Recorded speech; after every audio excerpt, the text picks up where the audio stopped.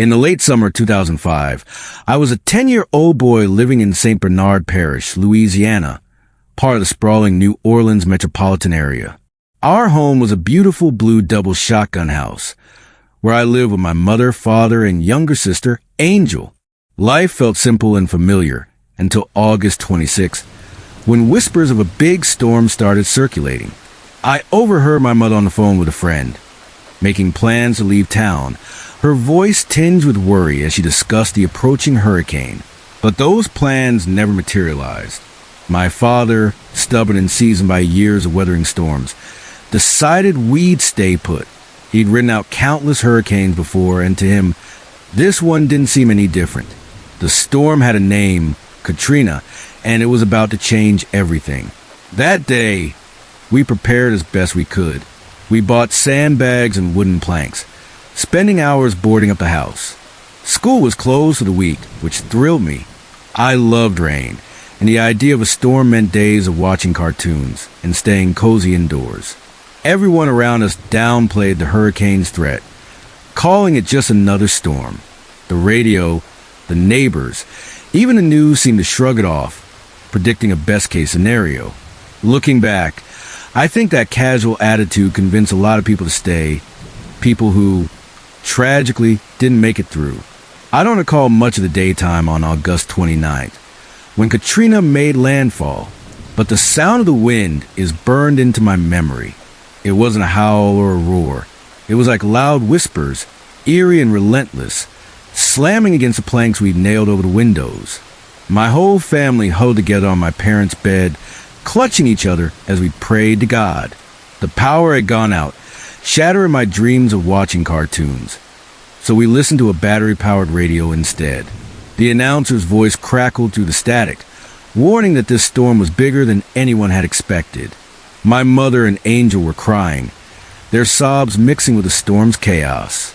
My father, usually so steady, sat in the kitchen, staring into space with his hands cradling his head, as if the weight of the world rested there. I couldn't stay in that tense room any longer. I slipped away to my own bedroom, drawn to the wooden boards covering my window. Peering through a small gap, I saw darkness and chaos outside. The street I'd grown up on, where I'd played and ridden my bike, looked like a raging river. Water surged through it, carrying debris in its current. Then I saw something that froze my heart.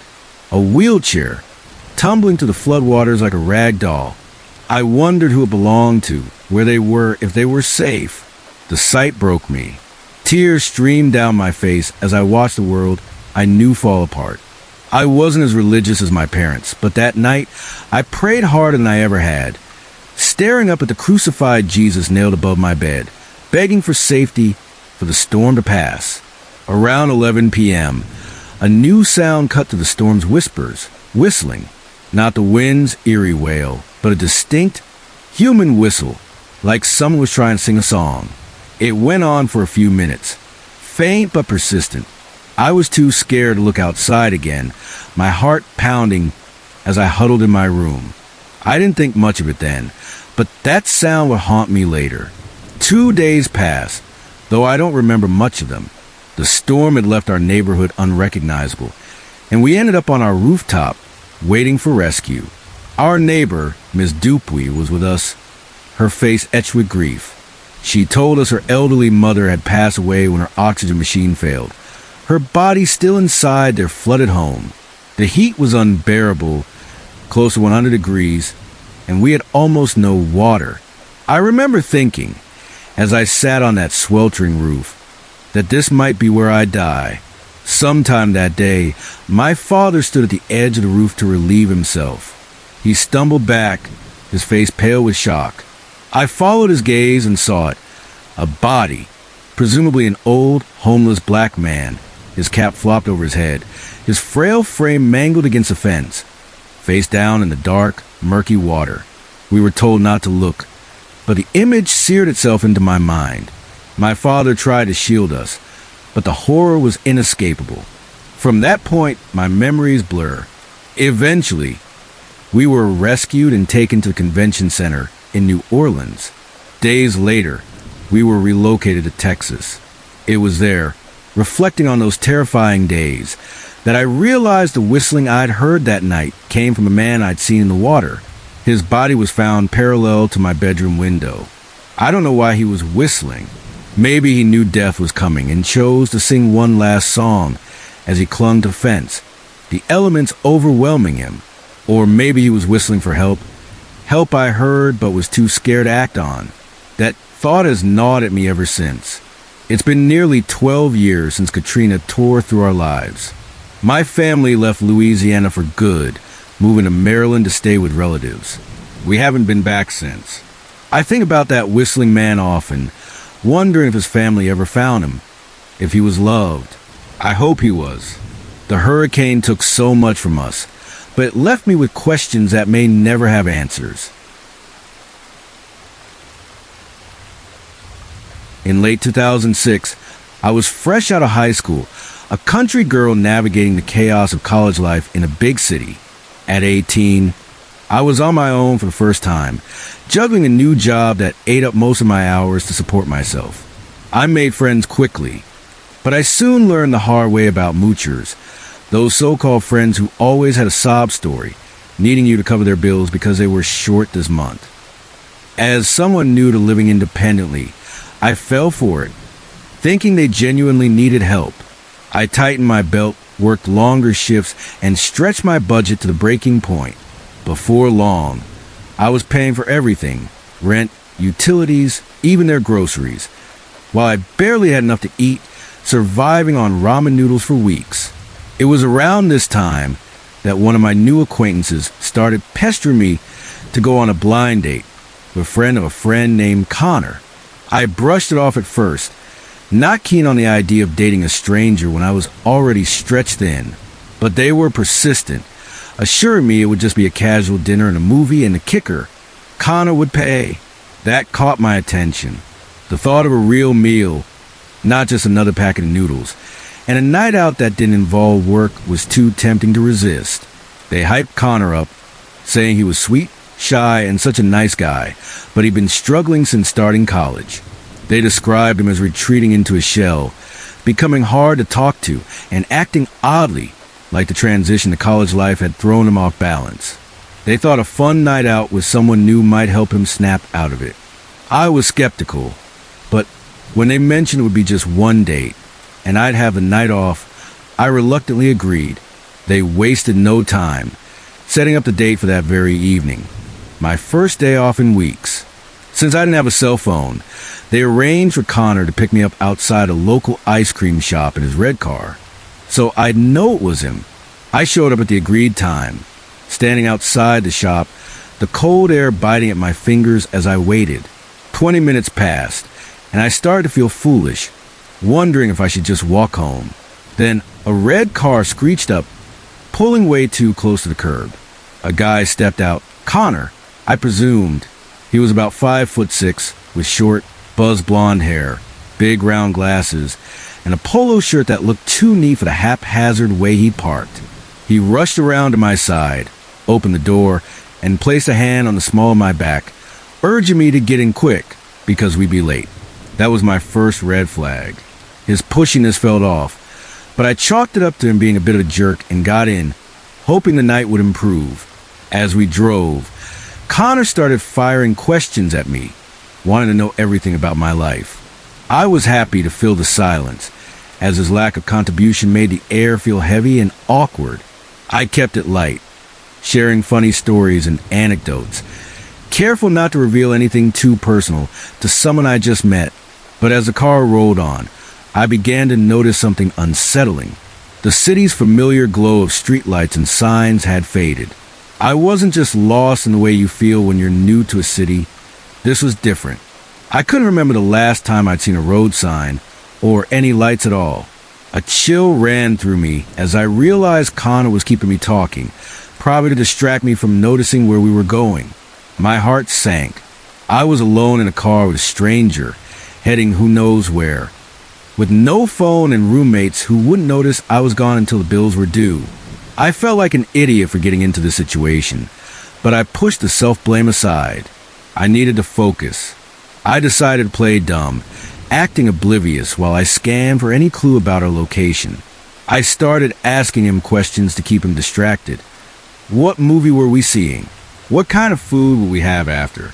How did he know the friend who set us up? I kept my tone light, all while subtly searching for the door's unlock button. Then, in the distance, I spotted a gas station sign. Relief washed over me.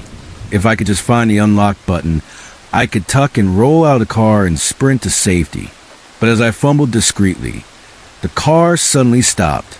Connor threw into park and jumped out, just as another man slid into the back driver's side seat and slammed the door shut. My stomach dropped. Connor turned to the guy in the back, launching into a loud conversation, which gave me a moment to search for the button without being noticed. I found it, pressed it quietly, and pulled the handle, praying the door would open. Nothing. I pushed harder, pulling again. Still nothing. My heart raced as I realized the door wouldn't budge. It was locked on the inside, and the only way out was through the driver's side. As Connor argued with the man in the back, I pieced together the truth. The guy was his drug dealer, and Connor owed him money for cocaine. Apparently, Connor's odd behavior since starting college was a full-blown drug habit, and he was in deep debt. From their conversation, I gathered he was using me as leverage, a bargaining chip to stall the dealer while he supposedly went to get the money. I sat frozen, staring straight ahead, avoiding eye contact with the dealer to keep things neutral in case this turned worse. The silence stretched on, feeling like an eternity, until the dealer spoke up, his voice cutting through the tension. "Hey, honey, want to go out back behind the gas station and blow me for some coke?" I was stunned, unsure how to respond. Instinct took over, and I let out a high-pitched, almost musical, "No, thank you." To my surprise, he burst out laughing, a deep, genuine laugh that made me chuckle nervously, too. "Damn, girl, you got, self-respect and shit," he said, still laughing. I shrugged, managing a weak, "I try, sir," which sent him into another round of laughter. We both ended up chuckling for a few minutes, the tension easing slightly. He asked what I was doing with a guy like Connor, and I figured honesty was my best bet at this point. I told him the whole story, how I was new to the city, broke from supporting mooching friends, and got roped into this blind date for a free meal. I admitted I'd tried to escape when the car stopped, but the door wouldn't open. He nodded, then apologized, which caught me off guard. He explained he was also a college student, dealing on the side to make ends meet until he graduated. Connor, from a wealthy family, had been a good client at first, but spiraled into debt fast, hitting the drugs too hard. He was supposed to meet the dealer here to pay up, but instead, he jumped out, made excuses about the money being on its way, and left me in the car as collateral before running off into the woods. I was still processing this when I heard hushed arguing and stomping from the direction Connor had gone. A taller guy appeared, dragging Connor back to the car. Breathlessly, he apologized for Connor's actions, calling him an idiot and saying this was all a huge mistake. He handed the dealer something, presumably money, as he said it was all there plus a little extra, and assured him Connor wouldn't bother him again. The dealer got out, looking annoyed but satisfied, and left. The tall guy introduced himself as Kyle, Connor's roommate. As we drove back to the city, Kyle explained what had happened when Connor returned to their apartment earlier, acting overly cheerful despite being in debt to a dealer. Kyle got suspicious. After pressing him, Connor admitted he'd picked up a girl, me, and left her in the car with the dealer as a way to pay off his debt. Kyle was furious, demanding to know how that was supposed to work and what was wrong with him. Apparently, Connor's brilliant plan came from watching too many TV shows where drug dealers accepted women as payment. Kyle had smacked him around, forced him to stop at an ATM to withdraw the dealer's money, and march him back through the woods to settle things and get me out of there. As we drove, Kyle kept hitting Connor in the back of the head, berating him. "What the hell made you think kidnapping some girl was a good idea? Did you think you'd just never see your dealer again? You have a class with him on Monday, dude." Connor mumbled a weak apology, clearly cowed by Kyle's anger. The car was quiet for a while. I sat there, marveling at my luck. I'd been kidnapped by a complete moron, saved by the world's kindest drug dealer, and a roommate who doubled as an aggressive moral compass. They dropped me off downtown. I didn't want them knowing where I lived. I thanked Kyle profusely, and he made me promise not to go to the cops, saying they had futures and whatnot. I agreed, figuring I owed him that much. They drove off, and I walked home, vowed to never let myself end up in a situation like that again. That night, I ate my ramen noodles with new resolve, determined to be smarter, tougher, and never so desperate for a free meal that I'd ignore my instincts. In 1995, I was a 20-year-old single mother living in a small fourplex in Arlington, Washington, still clinging to the big hair and vibrant spirit of the 80s. My 2 daughters, ages 1 and 3, were my world, and our home was a cozy studio apartment where I could see every corner of the space except the bathroom. We slept on a pull-out couch bed, a practical setup for our little family. To fill the quiet hours when the girls napped or after chores were done, I'd visit the local library, my haven for indulging my love of the paranormal. I'd always been fascinated by ghost stories and supernatural, so my reading naturally leaned toward the eerie and unexplained. On one trip, I checked out 2 books that caught my eye.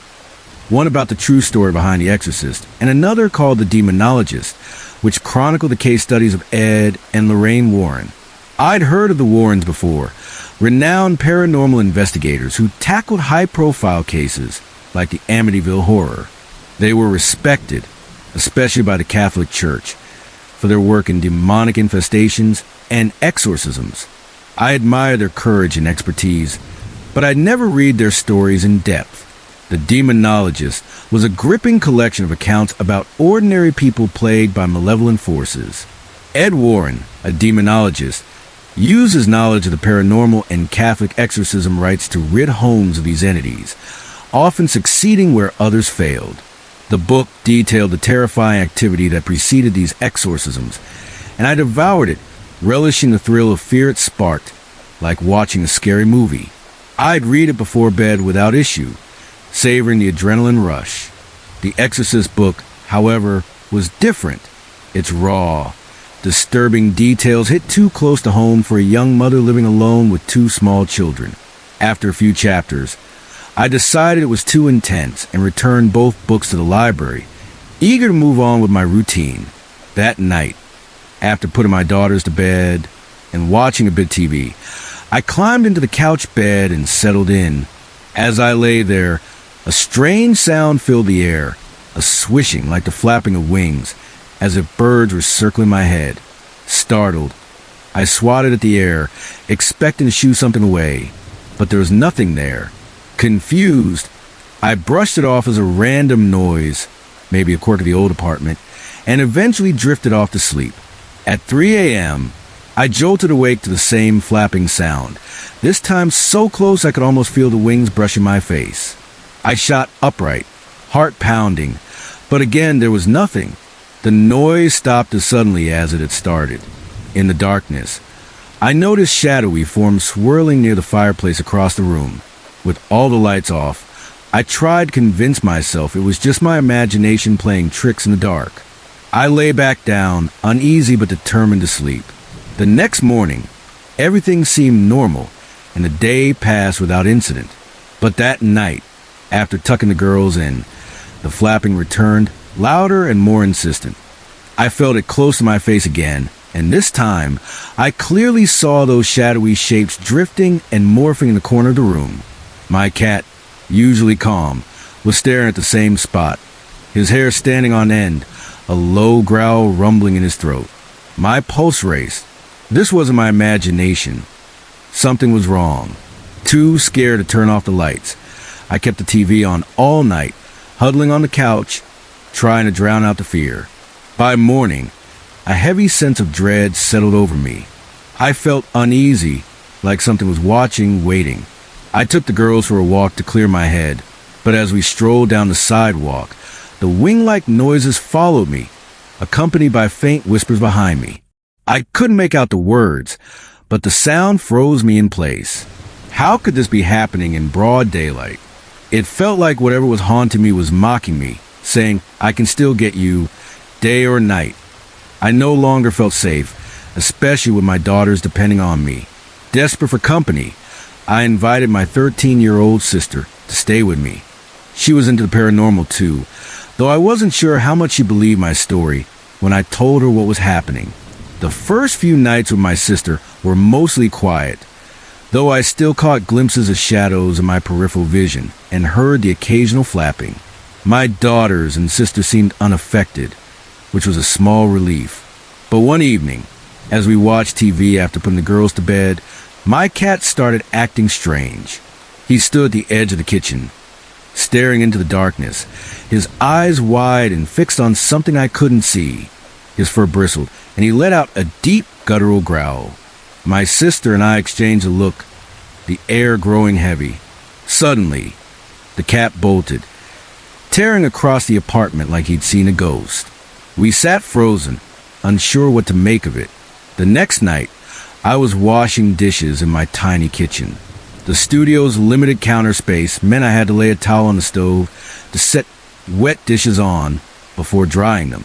I placed a clean plate on the towel, and to my shock, it started spinning like a coin dropped on a table.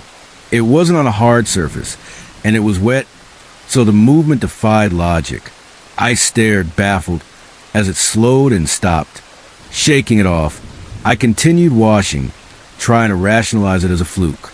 Later that evening, alone while my sister was out with friends and the girls were asleep, I was reading in the living room when a loud slam echoed from the kitchen. It sounded like a cupboard door being flung shut with force. Heart pounding, I crept toward the bathroom, where I saw the cabinet door swing open one final time before stopping. I checked inside, but there was nothing. No loose hinges, no objects that could have caused it. A dark, terrifying feeling washed over me, like a shadow creeping into my soul. I didn't feel safe in my own home anymore. The next day, I started piecing things together. In The Demonologist, the Warrens had warned about Ouija boards, calling them a Pandora's box that could invite malevolent entities into your life. As a teenager, I'd used one several times, including alone, like an idiot, not knowing the risks. I'd had creepy experiences back then, but nothing so bad that I stopped. I'd outgrown that phase, but I remembered I still had the Ouija board I'd made as a kid. It was crafted from the back of a 1960s Monopoly board my dad had owned, with letters, numbers, and yes and no written on it. The front was decorated with my own abstract art, a colorful swirl of designs I'd once thought was cool. For a planchette, I'd use a jar lid or whatever I could find. That board was still in the back room of my apartment. Convinced it was a source of disturbances, I decided to get rid of it. I retrieved the board, feeling a pang of nostalgia for the naive teen who'd made it, but the recent events overshadowed any fondness. Holding it felt wrong, like it carried a weight beyond its physical form. I took it outside and tossed it into the dumpster, my heart racing as I walked back inside. I half expected to find it waiting at my door the next day, like something out of a horror movie. I tried to rationalize everything. Maybe I was hysterical from reading those books, imagining things. But the cat's behavior, the spinning plate, the slamming cupboards, those weren't my imagination. A few days later, the uneasiness hadn't faded. I was anxious, struggling to be a normal mom while gripped by fear. One night, as my sister and daughter slept, I lay awake watching infomercials, praying the dread would lift. The wing noises returned, louder than ever, making my heart race. Then, a sound unlike anything I'd ever heard shattered the silence, like 500 iron pots crashing onto concrete, coming from the garage. I froze, terror coursing through me. Unable to bear it alone, I called my parents, who lived just around the corner, sobbing hysterically. I couldn't explain what was happening, only that I was scared. My mother rushed over, but I had to go through the garage to let her in, and I was terrified of what I'd find. When I opened the garage door and flipped on the light, I gasped. Everything Tools, boxes, shelves was scattered on the floor, as if a tornado had torn through. I waded through the mess to reach the door, my hand shaking as I let my mom in. She tried to find a logical explanation. Maybe something fell, maybe it was a wind, but nothing made sense. My daughter slept through it all, but my sister woke up to my screams. Once I calmed down, my mom went home, likely worried I was losing my mind. Exhausted, I finally fell asleep, my sister watching over the girls so I could rest. After that night, the activity began to fade. The flapping noises stopped, the shadows vanished, and the oppressive dread lifted. Eventually, it all went away. I moved to a house a few blocks away, and life felt normal again. But the experience left a mark. I felt that same fear and anxiety a couple of times since, like whatever I'd encountered was reminding me it could return. It's been years, and I steer clear of Ouija boards now. Any paranormal experiments, like EVP sessions, I approach with extreme caution. I believe that experience was a warning, a message that I'd opened the door as a teenager, and it still cracked open. Reading The Demonologist made me realize I'd been reckless, dabbling in things I didn't understand. The spirit world is real, and it's not to be trifled with.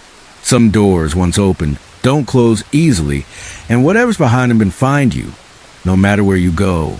I learned to respect that world, and to never open that door again. During my third and final year of nursing training at a hospital in southeast England, an unsettling incident occurred that still gives me chills when I think about it. The hospital had decided to refurbish the ward where I was assigned, so all the patients, staff, and essential equipment were relocated to an overflow ward to allow the builders to work without restrictions. As any student nurse will tell you, we're often asked to pitch in with all sorts of tasks, some of which have little to do with our studies, but it's all part of the experience, I suppose. On the day of the move, I was rostered to be on placement, and let me tell you, it was a logistical nightmare. Moving patients, equipment, and staff safely was no small feat, but I was happy to help out where needed.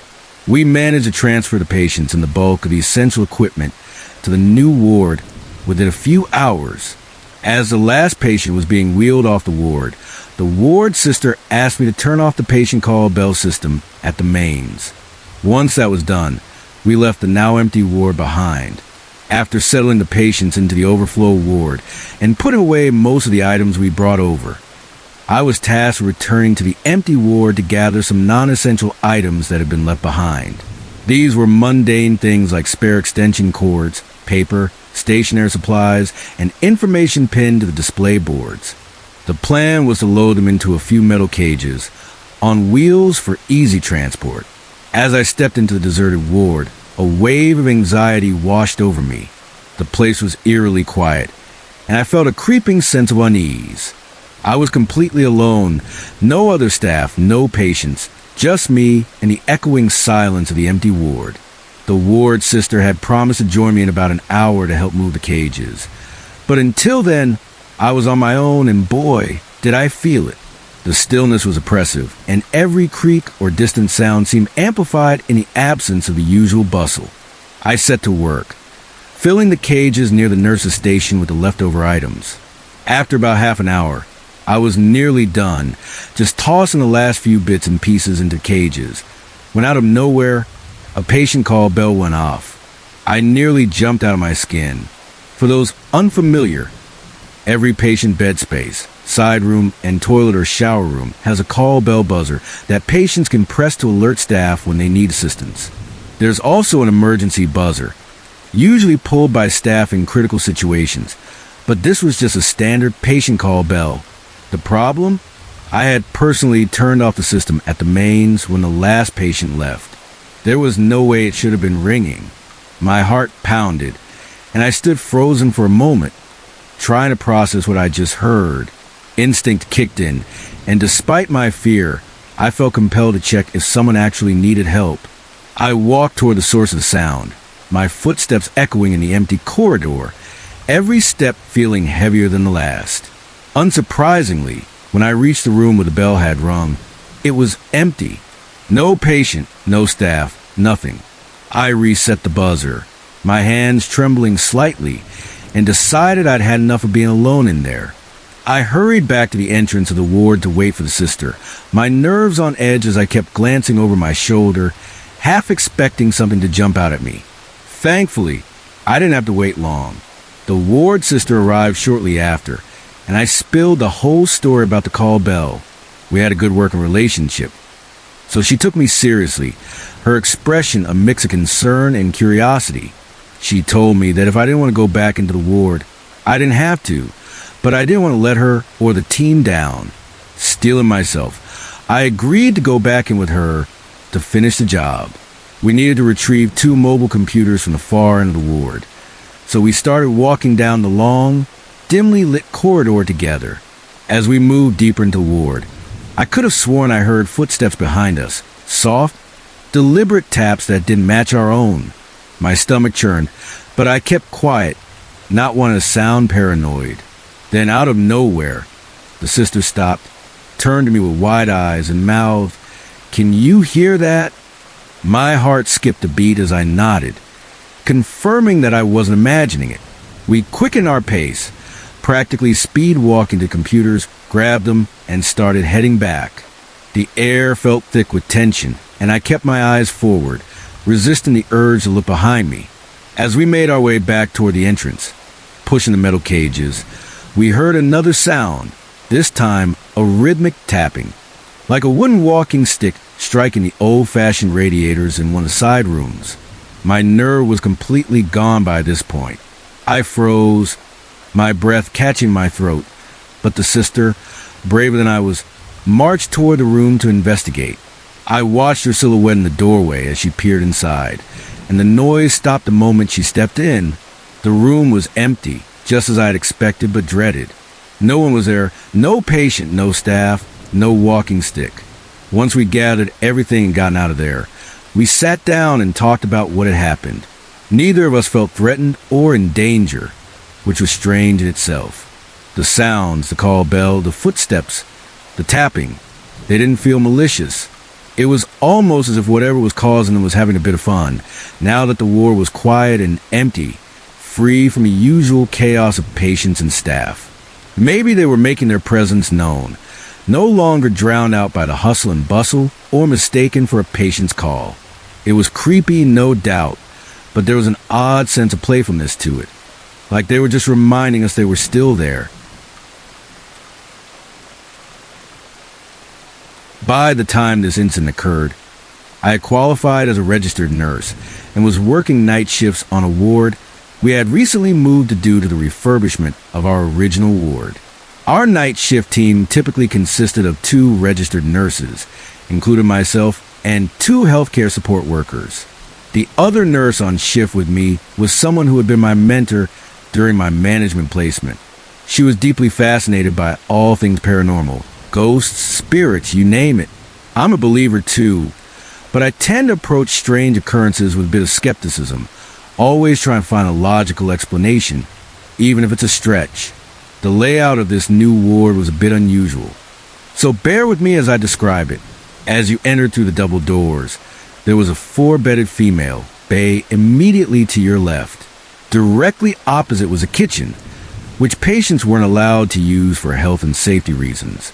Just past the first female bay on the left, there were some storage cupboards, followed by a second 4-bedded female bay. Opposite the second bay was a nurse's station, which served as the central hub of the ward. From there, the corridor split in 2 directions. If you continued straight ahead, you'd find 5 female side rooms, 3 on the left and 2 on the right, along with another storeroom.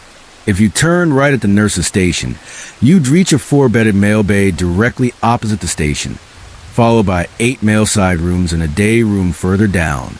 Our night shift routine was fairly standard.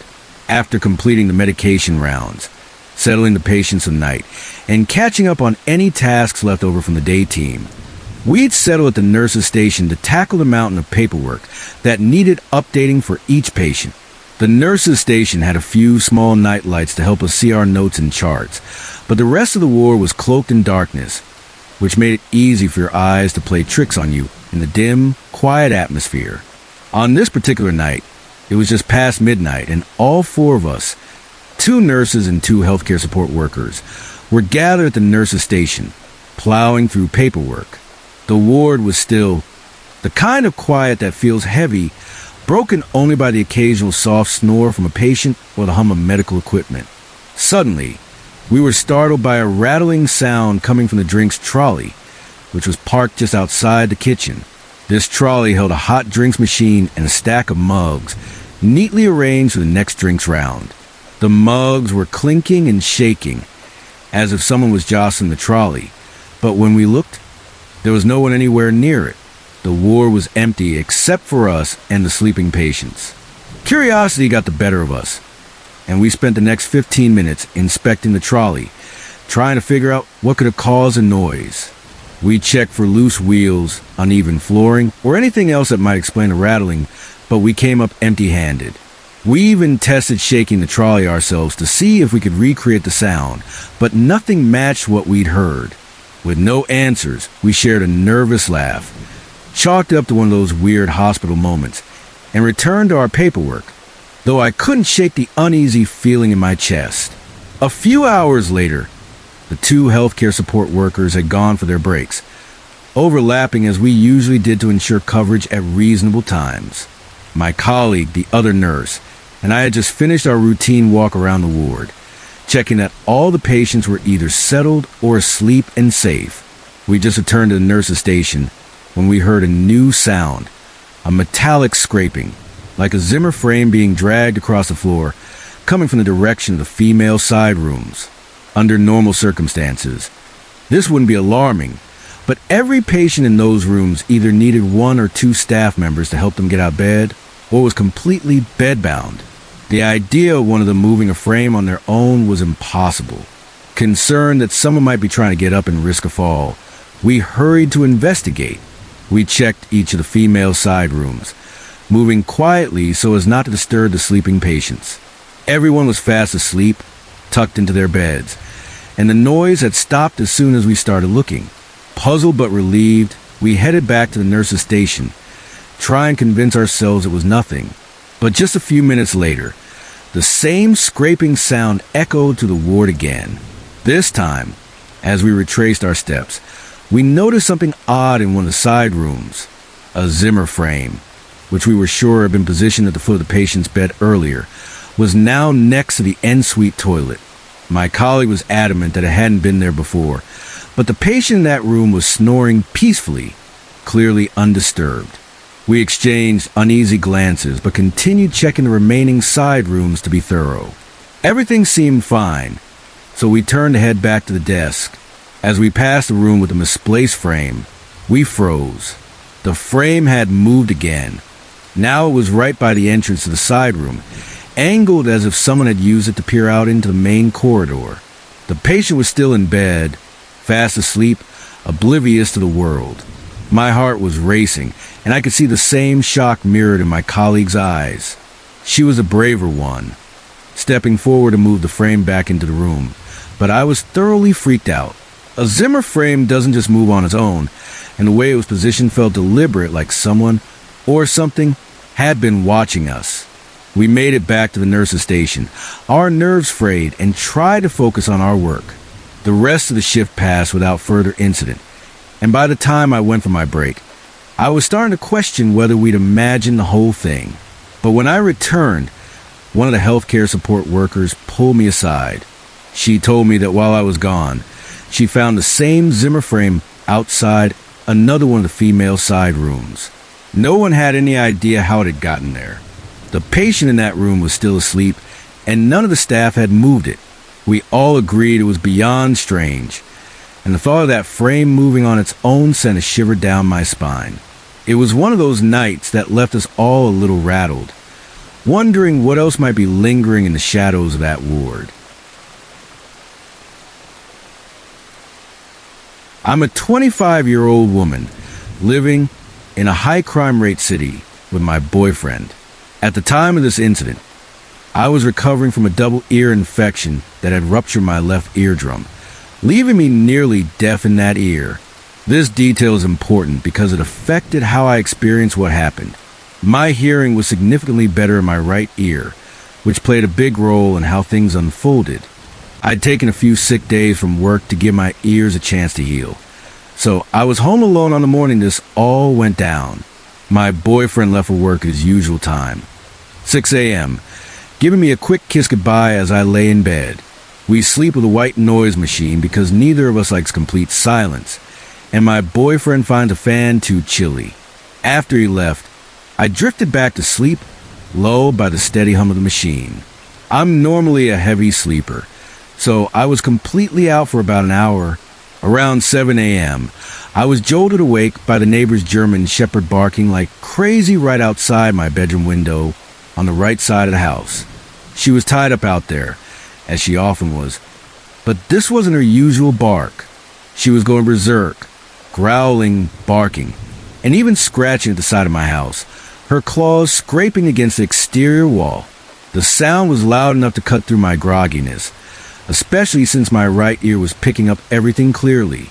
As I woke up, turned my head slightly to the left to better hear the dog with my good ear. Something caught my eye.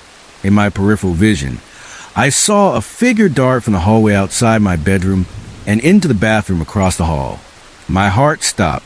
I knew my boyfriend was at work, and there was no one else who had any business being in our house at 7 a.m. on a Friday. Panic surged through me, but I forced myself to stay silent and still. I didn't want whoever was in there to know I'd seen them. My mind raced. This wasn't a random noise or a trick of the light. There was an intruder in my home. With my heart pounding in my chest, I carefully reached for my phone on the nightstand, moving as slowly as possible to avoid making a sound. I dialed 911, my fingers trembling as I pressed the buttons. I didn't speak to the operator. I couldn't risk the intruder hearing me. Instead, I stayed quiet, clutching the phone tightly, hoping the call would be enough to alert the police to my location. I lay there, barely breathing, every second stretching into eternity as I listened for any sign of the intruder. The dog was still barking furiously outside, her growls adding to the tension that filled the air. About 10 minutes later, I heard the faint wail of sirens approaching. Relief flooded through me, but it was short-lived. As soon as the sound of the sirens reached the house, I heard movement, fast, frantic footsteps. Peeking cautiously from under the covers, I saw the man bolt out of the bathroom and down the hallway. I crept to my bedroom doorway, my heart in my throat, and caught a glimpse of him sprinting into the living room toward the front door. The sirens were louder now, and I realized the police must have already pulled up outside. The intruder seemed to sense this too, because he suddenly changed course, veering into the kitchen toward the side door. Seizing the moment, I took a deep breath and ran for the front door to meet the police. My legs felt like jelly, but adrenaline pushed me forward. I flung the door open just as a police officer was approaching. The intruder had made out the side door, but he didn't get far. I learned later that another officer had been circling the house and tackled him as he tried to flee. Shaking and still in shock, I explained everything to police. What I'd seen, how I'd woken up to the dogs barking, and how I called 911 without speaking. They were calm and professional, taking me to the station to give a formal statement. At the station, I learned the chilling truth about the man who'd broken into my home. He was a wanted rapist, known for targeting white, blonde women in their 20s in our area. Women like me. The police believed he'd been watching me for a while, noted my boyfriend's routine, and realizing I was home alone that morning. They found evidence that he'd picked the lock on our front door, which my boyfriend had forgotten to secure with a deadbolt when he left for work. The thought that he'd been studying my movements sent a shiver down my spine. If it hadn't been for the neighbor's dog going wild and waking me up, I might not have noticed him in time. And if I hadn't called 911 silently, things could have ended very differently. I'm beyond grateful for that German shepherd. Her relentless barking saved me from becoming that man's next victim. When I got back from the police station, I bought her a big bag of dog treats as a thank you, dropping them off with my neighbor. The whole experience left me shaken, but it also made me realize how lucky I was to have escaped unharmed. It's a reminder I'll carry with me forever. Sometimes it's the smallest things, like a dog's bark, that can make all the difference. This story isn't mine, but comes from my ex-boyfriend Shane, who used to share all sorts of creepy experiences from his past. This one, though, stood out as the most unsettling, and it still gives me goosebumps when I think about it. It happened when Shane was a teenager, spending a weekend with his younger brother Hunter and their friend Josh in a small town in Missouri. Josh's family lived out in the country and had a decent amount of money, which meant they owned a sprawling piece of land that stretched far into the surrounding countryside. The boys loved exploring every inch of it whenever they got the chance, treating the fields and woods like their personal playground. On this particular day, the three of them were out adventuring, wandering farther than usual. They reached a fence marking the boundary of Josh's family's property and, feeling adventurous, decided to climb over it to explore the rolling fields beyond. The landscape was open and grassy, likely used for cattle grazing, with hardly any trees or landmarks to break the monotony. They walked for quite a while, their excitement fading as the endless expanse of grass grew boring. Just as they were starting to lose interest, they spotted something in the distance, a small hill covered with trees at the top and partially on the sides. It stood out starkly against a flat, featureless field, drawing their curiosity like a magnet. The hill's unusual presence, with its cluster of trees hiding the summit, felt strangely out of place, and the boys couldn't resist checking it out. As they approached the base of the hill, where they could finally see the top, they stopped dead in their tracks. There, nestled among the trees, was a refrigerator.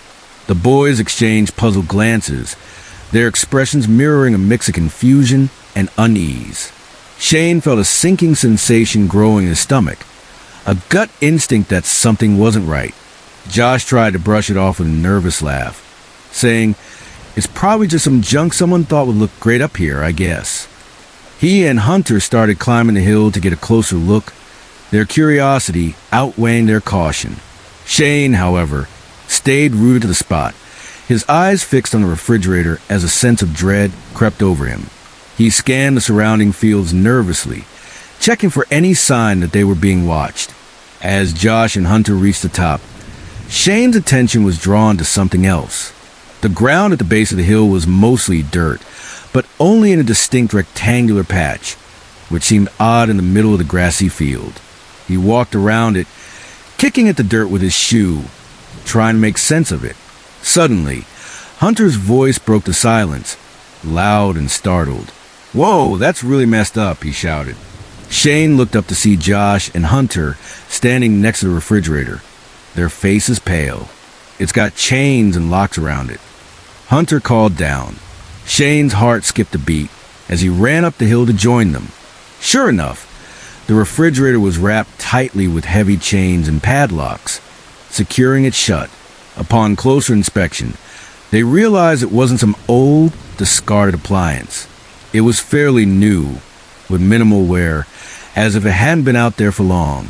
The sight of it, locked up tight in the middle of nowhere, sent Shane's mind racing with dark possibilities. His first thought was that there could be a human body inside, or something equally horrific. Whoever had put it there might still be nearby. His nerves fraying, Shane urged the others to leave, his voice tight with urgency. He couldn't shake the feeling that they were trespassing on something dangerous, something they weren't meant to find. The boys started back down the hill, their earlier excitement replaced by a heavy silence, each lost in their own thoughts about what could be inside that refrigerator. Josh reached the bottom first and suddenly froze. "What's that?" he asked, kicking at something shiny protruding from the dirt in the rectangular patch. The boys gathered around, their curiosity piqued despite their growing fear. Josh bent down to pull at it, but it wouldn't budge. They started digging around it with their hands, realizing it was part of something much larger buried beneath the surface. As they uncovered more, Shane's blood ran cold. It was the top corner of a car headlight. He stood up, his eyes darting over the rectangular patch, the horrifying realization hitting him like a freight train. They were standing on top of a buried car, just yards away from a heavily locked refrigerator in the middle of nowhere. There was no rational explanation for this. The grim thoughts they'd all been suppressing, that something sinister was hidden here, suddenly felt all too possible. Shane's pulse raced, his mind screaming that they needed to get out of there. At that moment, a sound pierced the air, the low rumble of a vehicle approaching in the distance. Shane peered through the trees and saw a rusty reddish Ford truck heading straight toward them across the field. Panic set in. The boys bolted to the far side of the hill, ducking behind the sparse trees for cover. Running back to the open field wasn't an option. They'd be too exposed, easily spotted and chased down. The trees were their only shelter as the truck's headlights swept across the hill, the sun beginning to set and casting long shadows around them. Shane's heart pounded so hard he thought it might burst, his ears ringing and a wave of nausea washing over him. The truck stopped and the engine cut off, plunging the area into an eerie silence. Two men stepped out, their flashlights cutting through the dimming light. They were dressed casually like typical country folks, button-down shirts and jeans, but their presence felt menacing. They walked up the hill, shining their lights on the refrigerator and dangerously close to where the boys were hiding. Shane held his breath, his body pressed against a tree, praying they wouldn't be seen. One of the men suddenly grabbed the other's arm, pointing toward the rectangular patch where the boys had disturbed the dirt around the headlight. For a few agonizing seconds, the men's attention was fixed on the spot, their voices low and urgent. Seizing the moment, Josh motioned frantically to Shane and Hunter, and the three of them broke into a dead sprint down the opposite side of the hill. Adrenaline surged through Shane's veins as he ran, his lungs burning and his legs trembling beneath him. He didn't dare look back, but he heard the men shouting after them, their voices sharp and angry. The truck's engine roared to life, and the sound of it closing behind him sent a fresh wave of terror through Shane. He ran faster than he ever had in his life, his body pushed to its limits. The fence they crossed earlier now their only hope of escape. They reached the fence and scrambled over it, the truck's headlights glaring on their backs as they stumbled into the woods on Josh's family's property. Branches scratched at their faces and arms, but they kept running, weaving through the trees until they could see the lights of Josh's house in the distance. Exhausted and gasping for air, they collapsed onto the front deck, drenched in sweat and shaking from the ordeal. Their chests heaved as they tried to catch their breath, the reality of what they'd just escaped sinking in. The rest of the night was spent holed up in Josh's room, the three of them barely speaking, their minds replaying the terrifying encounter. They were too shaken to process it fully, their thoughts consumed by what might have been in that refrigerator, whose car was buried in that dirt, and what could have happened if those men had caught them. Josh convinced Shane and Hunter not to tell anyone, worried they'd get in trouble for trespassing, and that his parents might try to confront the men, putting themselves in danger. They never returned to that field, and the incident was never spoken of again among them. Shane later confided in me that he still has nightmares about that day. The image of that chained refrigerator and the buried car haunts him, and he's plagued by regret for not reporting it to the police. He spent countless sleepless nights wondering what was inside that refrigerator, who the car belonged to, and what those men would have done if they caught them. The uncertainty and the chilling possibilities have stayed with him, a lingering shadow from a day that started as an innocent adventure and turned into a brush with something truly sinister. I never should have stopped for gas that night, but with my tank on empty and the next town over 50 miles away, I didn't have much choice. As I pulled into the deserted station, the hairs on the back of my neck stood up. Something felt wrong, but I couldn't quite place it. The neon open sign flickered faintly in the window, casting an eerie red glow across the cracked pavement. I stepped out of my car, the cool night air raising goosebumps on my arms. The station stood alone on the empty highway, surrounded by darkness on all sides. No other buildings, no streetlights, just an island of dim fluorescent light in a sea of black. I walked to the pump, my footsteps echoing in the silence. As I reached for the nozzle, a movement caught my eye through the grimy window of the station. A figure stood motionless behind the counter, I waved, trying to be friendly, but they didn't move, just stood there, staring. Shaking off my unease, I focused on filling my tank. The pump clicked rhythmically, the only sound aside from the whisper of wind through the nearby trees. I kept glancing at the window, but the figure remained still, unblinking. With my tank full, I replaced the nozzle and screwed on the gas cap. I have to go inside to pay, and my stomach twisted at the thought. Taking a deep breath, I steeled myself and walked to the door. A bell jingled as I entered, the sound jarringly cheerful in the oppressive quiet. The inside of the station was dimly lit, with shelves stocked with dusty snacks and faded magazines. Behind the counter stood the attendant, a tall, gaunt man with sunken eyes and sallow skin. "Evening," I said, forcing a smile. "Just the gas on pump 3, please." The man didn't respond. He didn't even blink, just stared at me with those hollow eyes. I cleared my throat. Pump 3. How much do I owe you?" Slowly, so slowly it was almost imperceptible, the corners of his mouth turned up. It wasn't a smile. It was more like his face was cracking, revealing something underneath that wasn't meant to be seen. "You don't owe anything," he said, his voice a dry rasp. "You can't leave anyway." My heart began to race. "What do you mean I can't leave?" He leaned forward, his grin widening to impossible proportions. "Your car won't start. None of them ever do." I backed away, my hand fumbling for the door handle. "I'm just gonna go check on that," I said, trying to keep my voice steady. "I'm sure it's fine." I burst out of the station, not caring if I seemed rude. I just needed to get back to my car, to get out of here. As I rushed across the parking lot, I pressed a button on my key fob. Nothing happened. No lights, no chirp of the locks. Reaching my car, I yanked on the handle. It was unlocked. I slid into the driver's seat and turned the key. The engine sputtered weakly, then fell silent. No. I muttered, try again and again. Each time, the same result. A weak attempt at life, then nothing. I looked up, my breath catching my throat. The attendant was outside now, walking toward me with that same terrible grin. His movements were jerky, unnatural, like a puppet on strings. I locked the doors, my hand shaking. The attendant kept coming, his eyes fixed on me. He reached the car and placed one pale hand on the window. "I told you," he said, his voice muffled through the glass. "None of them ever leave." I scrambled for my phone, praying for a signal. Nothing, not even one bar. I was trapped. The attendant began to circle the car, dragging his hand along the metal. The scraping sound set my teeth on edge. I tried the engine again, willing it to start. Nothing.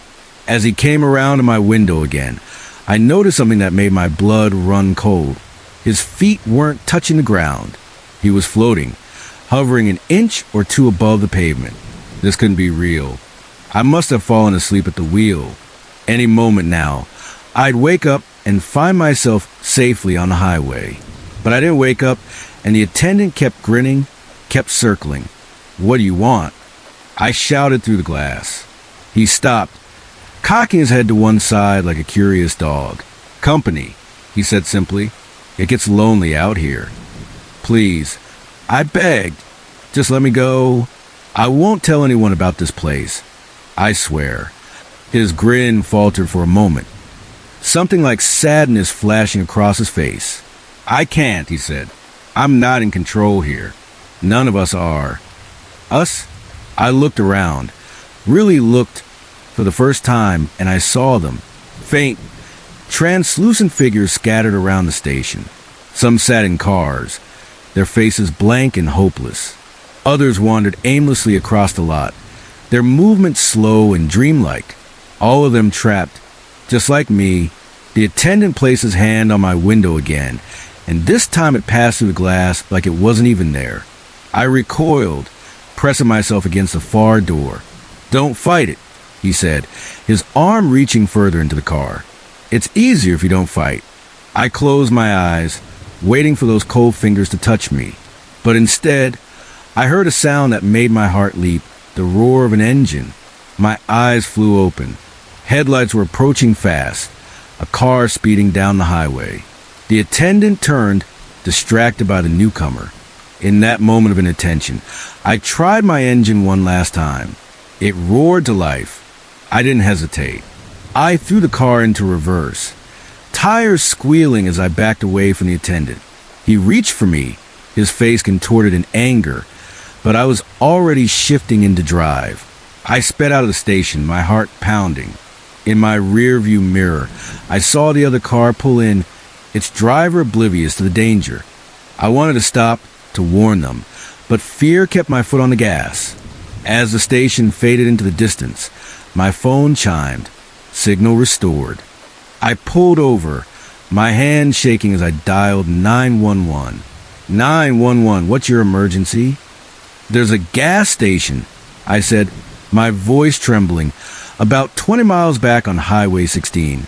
Something's wrong there, really wrong. There are people trapped. Sir, slow down, the dispatcher said. What exactly is the nature of the emergency? I took a deep breath, trying to organize my thoughts. How could I explain what I'd seen? Who would believe me? I said carefully, that the gas station is taking people, trapping them somehow. There's a man there, the attendant, but he's not normal. And there are others, like ghosts or something.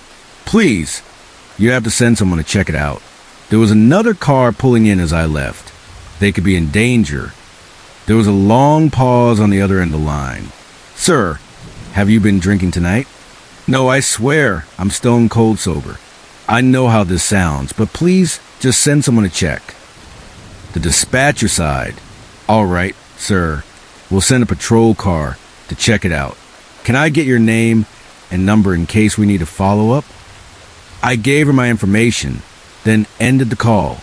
Part of me wanted to keep driving, to put as much distance between myself and that place as possible, but I couldn't leave, not knowing another person might be trapped there. So I waited, watching the road behind me. After what felt like hours, but was probably only about 30 minutes, I saw flashing lights approaching. A police cruiser sped past me, heading toward the station. I followed at a distance, my headlights off. As I crested a hill, I saw the cruiser's lights illuminating the gas station. My heart sank. It looked normal. No ghostly figures, no floating attendant. Just a rundown station on a lonely stretch of highway. I watched as the officer got out of his car and looked around. He went inside, came out a few minutes later, then got back in his cruiser and drove away. I sat there for a long time, trying to make sense of what had happened. Had it all been in my head? Some kind of hallucination brought on by exhaustion? But it felt so real. As the sun began to rise, painting the sky in shades of pink and gold, I made a decision. I put my car in drive and pulled back onto the highway, heading home. But I made a promise to myself. I would never stop at another gas station at night. And I would warn everyone I knew about the danger lurking on that lonely stretch of road. Because even if no one believed me, even if it had all been some bizarre dream, I knew one thing for certain. Something was very wrong at that gas station, and I was one of the lucky few who had managed to escape. I never should have hiked alone. That's what everyone always says, right? But I've been doing solo hikes for years without a single problem, traversing trails from the Rockies to the Smokies, always finding solace in the rhythm of my boots against the earth. That is, until that day in the Appalachians, when I stumbled upon something I was never meant to see, something that turned my peaceful hike into a nightmare I'd never forget. The morning started like any other on the trail. I woke at dawn, the condensation from my tent dripping onto my sleeping bag, leaving cold, damp patches that made me shiver. The air was crisp, carrying the sharp scent of pine and the rich, loamy aroma of damp earth. I made quick work of breaking camp, eager to get moving and warm up my stiff muscles. My breath puffed out in small clouds as I packed my gear, the forest around me still cloaked in the quiet of early morning. The trail wound through dense forest, the canopy of ancient trees filtering the sunlight into dappled patterns on the ground. Occasionally, it opened up to reveal breathtaking vistas of rolling mountains, their peaks shrouded in a delicate mist that glowed in the morning light. By midday, I covered a solid 10 miles, my legs burning pleasantly from the exertion, my mind clear and focused, lost in the meditative pace of the hike. That's when I saw it. A small, unmarked path branching off from the main trail, barely noticeable among the tangled undergrowth of ferns and briars. I paused, pulling my well-worn topographic map from my pack, its edges frayed from countless trips. I traced my finger along the familiar lines of the Appalachian Trail, but this turnoff wasn't marked. No faint dotted line, no ranger's note, nothing. Curiosity sparked in my chest, a familiar tug that had led me some of the best moments of my hiking life. Hidden waterfalls tumbling into crystal pools, secret viewpoints that felt like they belonged to me alone. What harm could a little Dieter do? I had plenty of daylight left. My pack was stocked with food, water, and emergency supplies, and my GPS watch ticked reassuringly on my wrist. Besides, these hidden gems were often the best part of hiking, the rewards for those willing to stray from the beaten path. I adjusted my pack, took a sip from my water bottle, and pushed through the overgrown brush, the branches scratching at my arms as I forged down the narrow path. The going was rougher than the main trail, clearly not maintained by the Park Service. Roots snaked across the ground, threatening to trip me, and low-hanging branches forced me duck and weave. But the challenge only heightened my sense of adventure, the thrill of exploring somewhere untouched.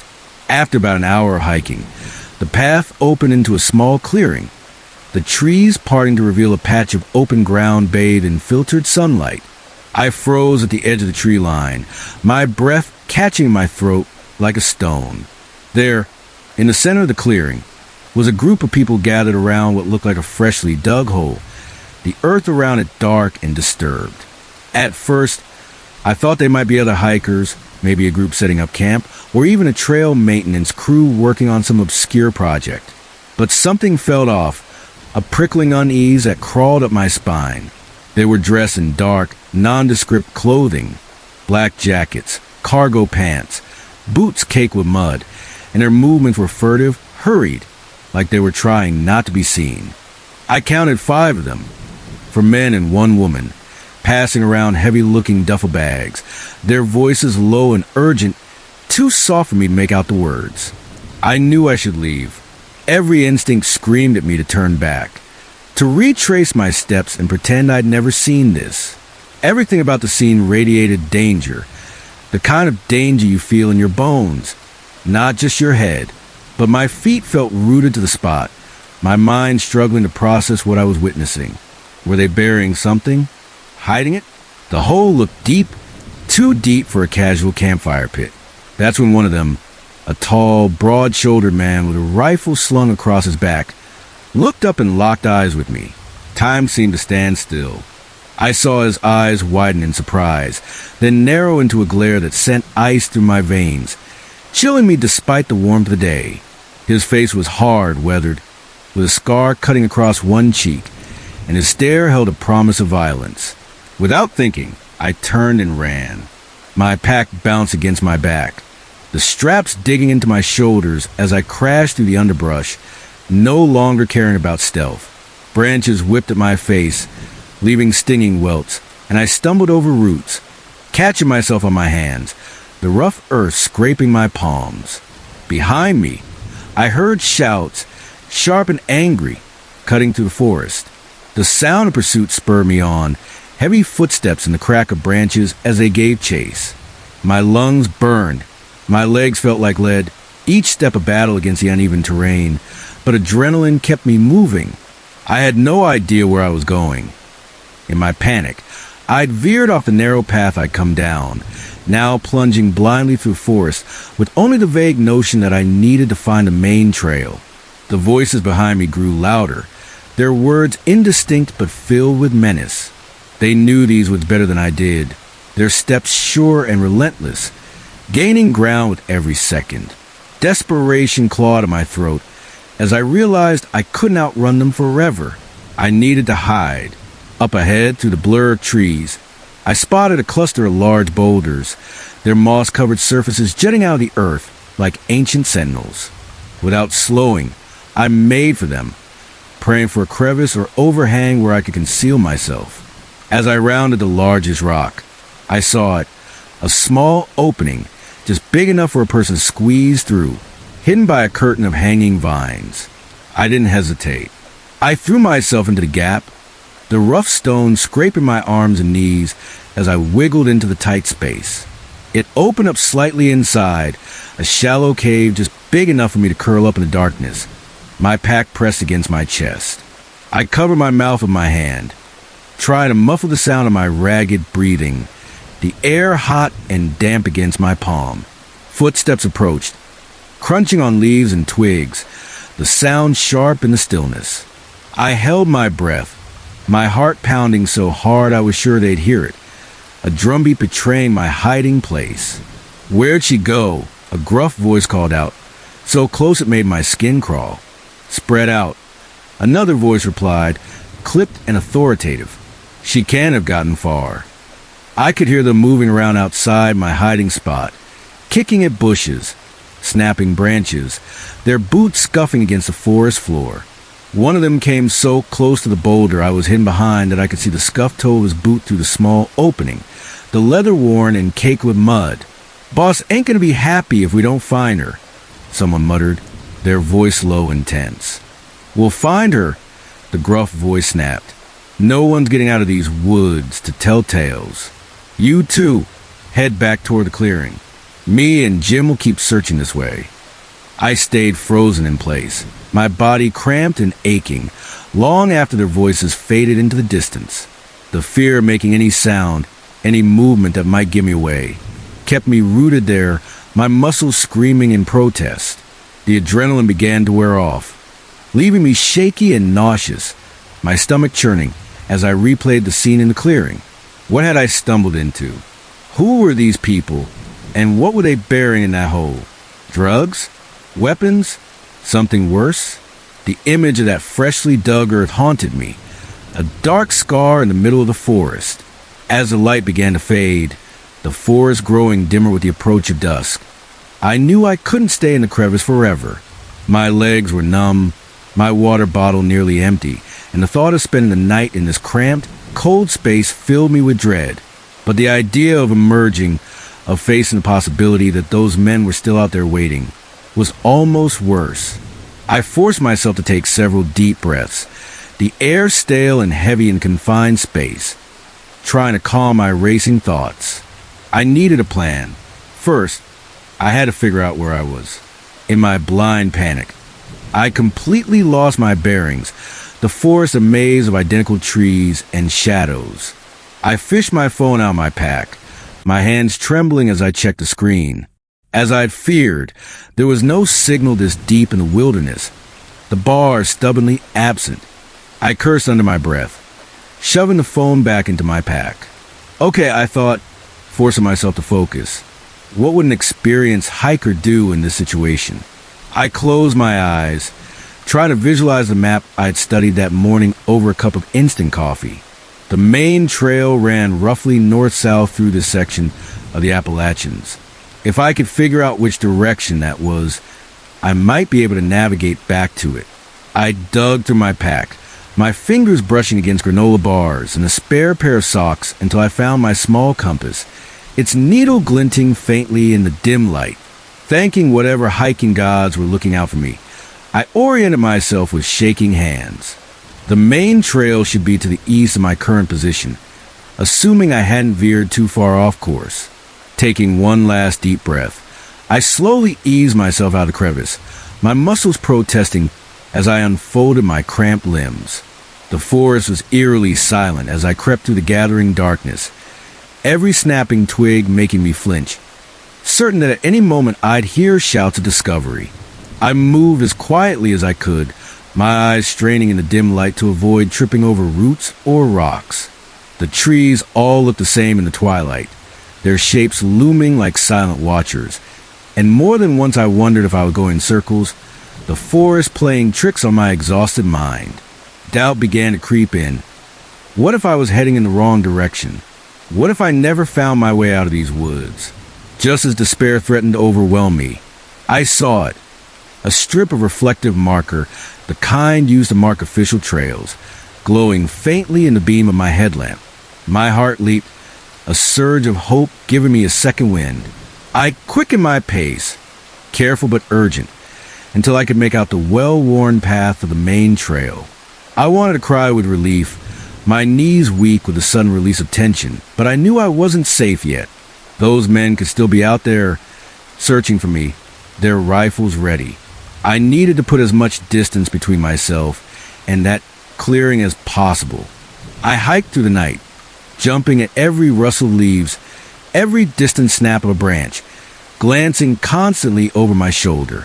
The forest felt alive with menace, every shadow hiding a potential threat. When the first light of dawn began to filter through the trees, painting the sky in soft pinks and golds, I finally allowed myself to stop and rest. I found a sheltered spot off the trail, a small hollow beneath an overhang of rock, and sank to the ground, my legs trembling with exhaustion. I pulled my knees to my chest, my pack still strapped to my back, and let the events of the previous day crash over me like a wave. What was I going to do? Should I report what I'd seen to the authorities? But I had no proof, no clear description of the people or what they were doing, just a fleeting glimpse of a hole and some bags. The thought of those men finding out I'd talked, tracking me down, made my blood run cold. In the end, I decided to hike out to the trailhead and drive straight home. I couldn't shake the feeling of being watched. Even as I reached my car and locked the doors, the familiar weight of my keys grounding me. Even days later, safe in my apartment, I kept replaying the scene in the clearing over and over in my mind, trying to make sense of it. The glint of the rifle, the scarred man's piercing stare, the urgency of their movements, it all felt like a puzzle I couldn't solve. I never went back to those mountains, the Appalachians now tainted by that memory. I never told anyone the full story of what happened that day, afraid they'd think I was crazy or, worse, that word would somehow get back to those people in the clearing. But sometimes when I'm lying awake at night, I find myself wondering about that hidden clearing and the secrets buried there. What were they hiding? Who were they? And I thank my lucky stars that I made it out of those woods alive. The experience changed me. I'm more cautious now, more aware of the potential dangers lurking in even the most beautiful places. I still hike. I can't give up the trails entirely, the call of the wilderness too strong, but I stick to well-traveled paths. My map always double-checked, my senses heightened. If you're ever out in the wilderness and come across a path that's not on your map, think twice before you take it. Sometimes it's better to stick to the known trails, because you never know what you might find, or what might find you in the depths of the forest. The smell of rotting newspapers was my first clue that something was terribly wrong. I stood on Mrs. Abney's porch, staring at the yellowing pile of untouched dailies stacked haphazardly by her front door, my stomach twisting with a dread I couldn't quite explain. In our quiet suburban neighborhood, where every lawn was meticulously manicured and gossip spread faster than wildfire, Mrs. Abney's absence was like a glaring void in the fabric of our community. I'd been watching her house for days, noting the gradually accumulating papers, the darkened windows, and the eerie stillness that seemed to emanate from the property. At first, I'd chalked it up to a spontaneous vacation or a visit to her daughter in Florida, a trip she'd mentioned in passing during one of our chats over the garden fence. But as the days stretched on and the papers piled up, that nagging feeling in my gut grew impossible to ignore, like a splinter I couldn't pull out. Taking a deep breath, I raised my hand to knock on the faded blue door, its paint peeling in thin, curling strips. The sound echoed hollowly, unanswered, swallowed by the oppressive quiet of the house. I tried again, louder this time, my knuckles rapping sharply against the wood. Mrs. Abney, it's Sarah from next door. Are you all right? I called, my voice steady but tinged with worry. Silence. I shifted my weight from one foot to the other, my sneakers scuffing against the worn welcome mat, debating my next move. It felt invasive to try the door, a violation of the unspoken rules of neighborly courtesy, but the worry gnawing at me overrode my hesitation. I reached for the handle, half expecting it to be locked, my heart thudding in my chest. It wasn't. The door swung open with an ominous creak, revealing a slice of the dim interior, and a musty smell of neglect wafted out, mingling with something else. Something sickly sweet that made my nose wrinkle and my stomach lurch. "Mrs. Abney?" I called again, my voice sounding small and uncertain in the stillness, barely carrying past the threshold. I stepped inside, my eyes struggling to adjust to the gloom, the air heavy with the scent of dust and decay. The house was a time capsule of 1970s decor, avocado green wallpaper, heavy wooden furniture, and shag carpeting that muffled my footsteps. But there was something off about it now, a sense of wrongness that clung to the air. A fine layer of dust coated every surface, from the mahogany coffee table to the porcelain figurines on the mantel, and the air felt thick, stagnant, like the house itself was holding its breath. Moving further into the living room, I noticed little signs of disruption.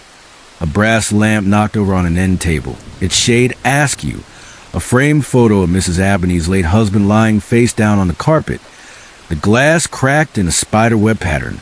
It was as if a struggle had taken place. But someone had half-heartedly tried to put everything back into place, leaving the scene just slightly off-kilter. My heart was pounding now, a steady drumbeat that echoed in my ears, every instinct screaming at me to turn around and leave, to call someone, anyone, and let them handle this. But I couldn't, not until I knew Mrs. Abney was okay.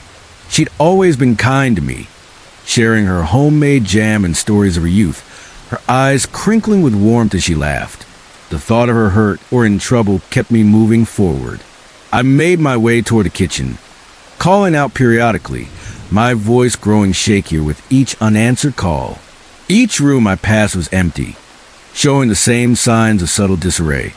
A curtain pulled slightly askew, a chair pushed out from the dining table at an odd angle. In the kitchen, dirty dishes filled the sink, their surfaces crusted with dried food, and a half-empty cup of tea sat on the counter, a thin layer of mold floating on its surface, the faint aroma of chamomile now sour and cloying.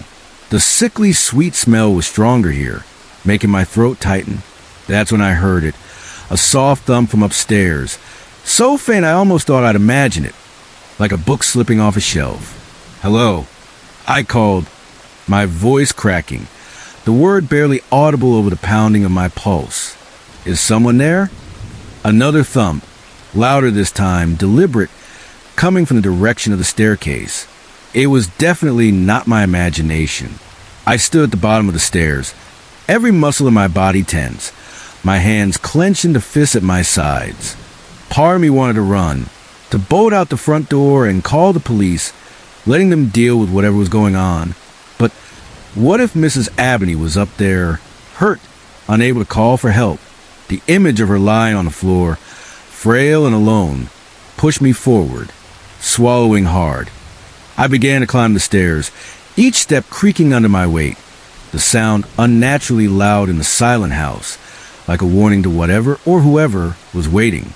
As I reached the landing, the sickly sweet smell grew overwhelming, a heavy, cloying presence that made me gag, my hand instinctively rising to cover my nose.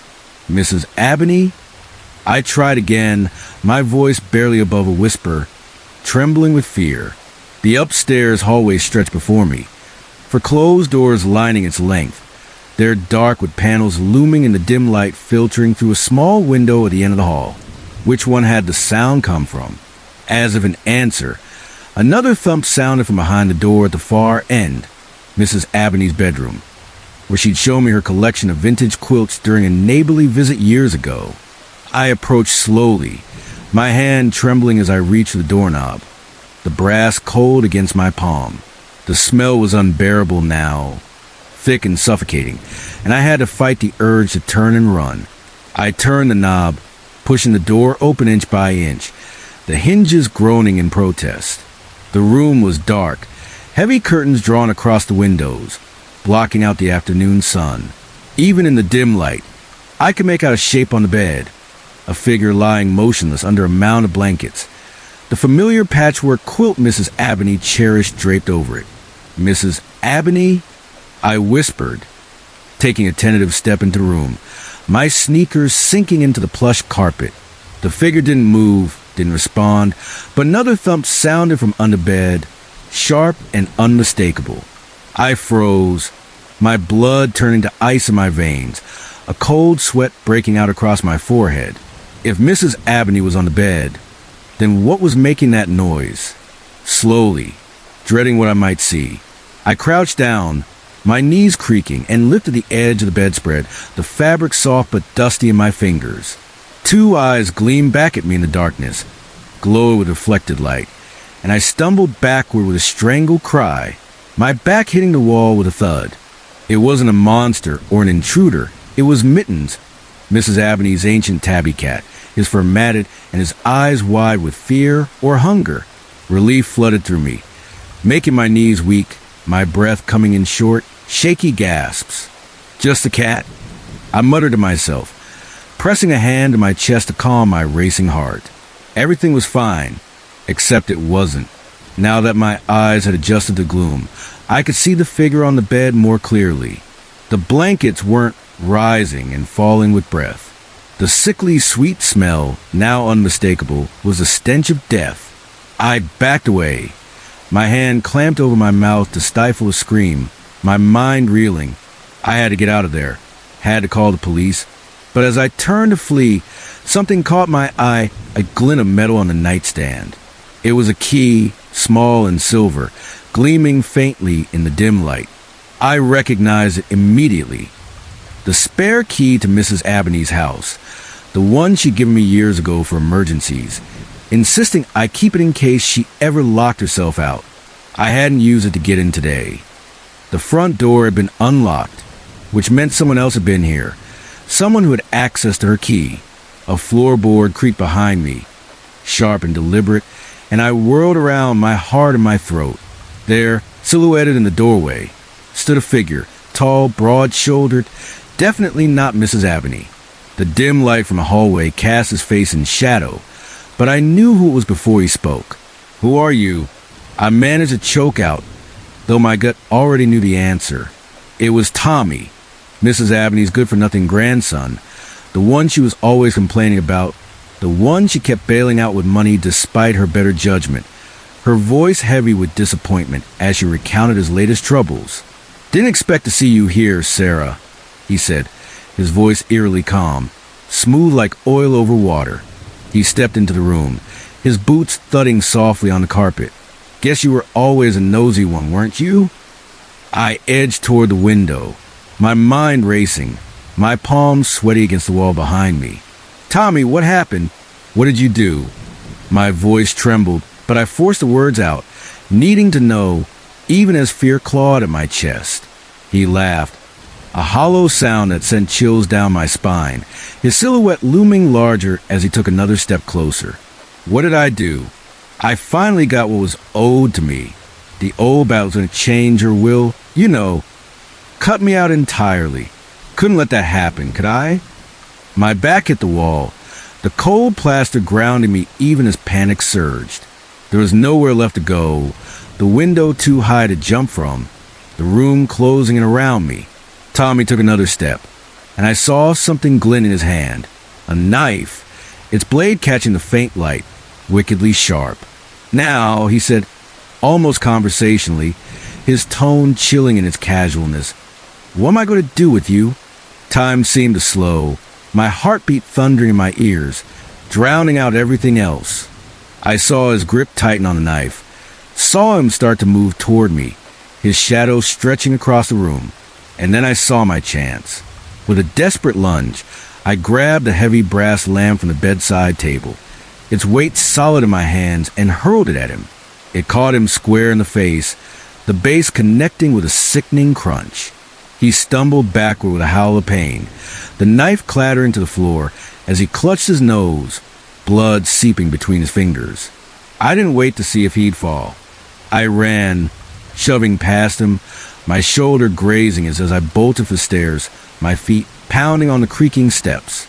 I could hear him behind me, cursing and stumbling, his heavy footsteps shaking the old house.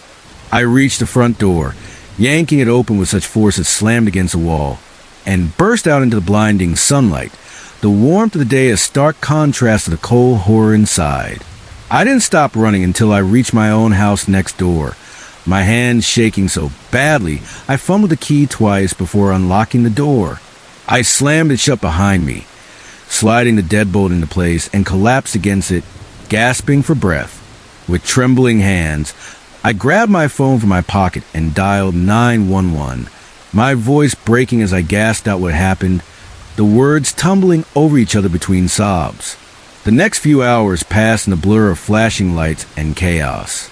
Police cars and ambulances filled the street, their sirens cutting through the usual suburban calm. Neighbors gathered on their lawns, whispering and pointing, their faces a mix of shock and curiosity.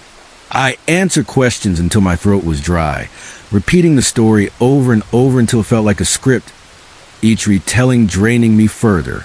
They caught Tommy trying to flee town. His beat-up sedan pulled over on the highway, Mrs. Abney's jewelry, and a wad of cash stashed in a duffel bag in his trunk. Faced with the overwhelming evidence, the key, the blood on his clothes, the knife with his fingerprints, he confessed to everything, his voice flat and unrepentant as he admitted to killing his grandmother to secure his inheritance. Even as justice was served, I couldn't shake the weight of guilt pressing down on me. If I had checked on Mrs. Abney sooner, could I have saved her? Would she still be alive if I had been a more attentive neighbor? Noticed the papers piling up a day earlier, knocked on her door before Tommy had a chance to act? In the days that followed, as life in our little suburb tried to return to normal, the manicured lawns and friendly waves seemed like a facade. I found myself unable to look at my neighbors the same way, wondering what secrets are behind their closed doors, what darkness lurked beneath their perfect exteriors.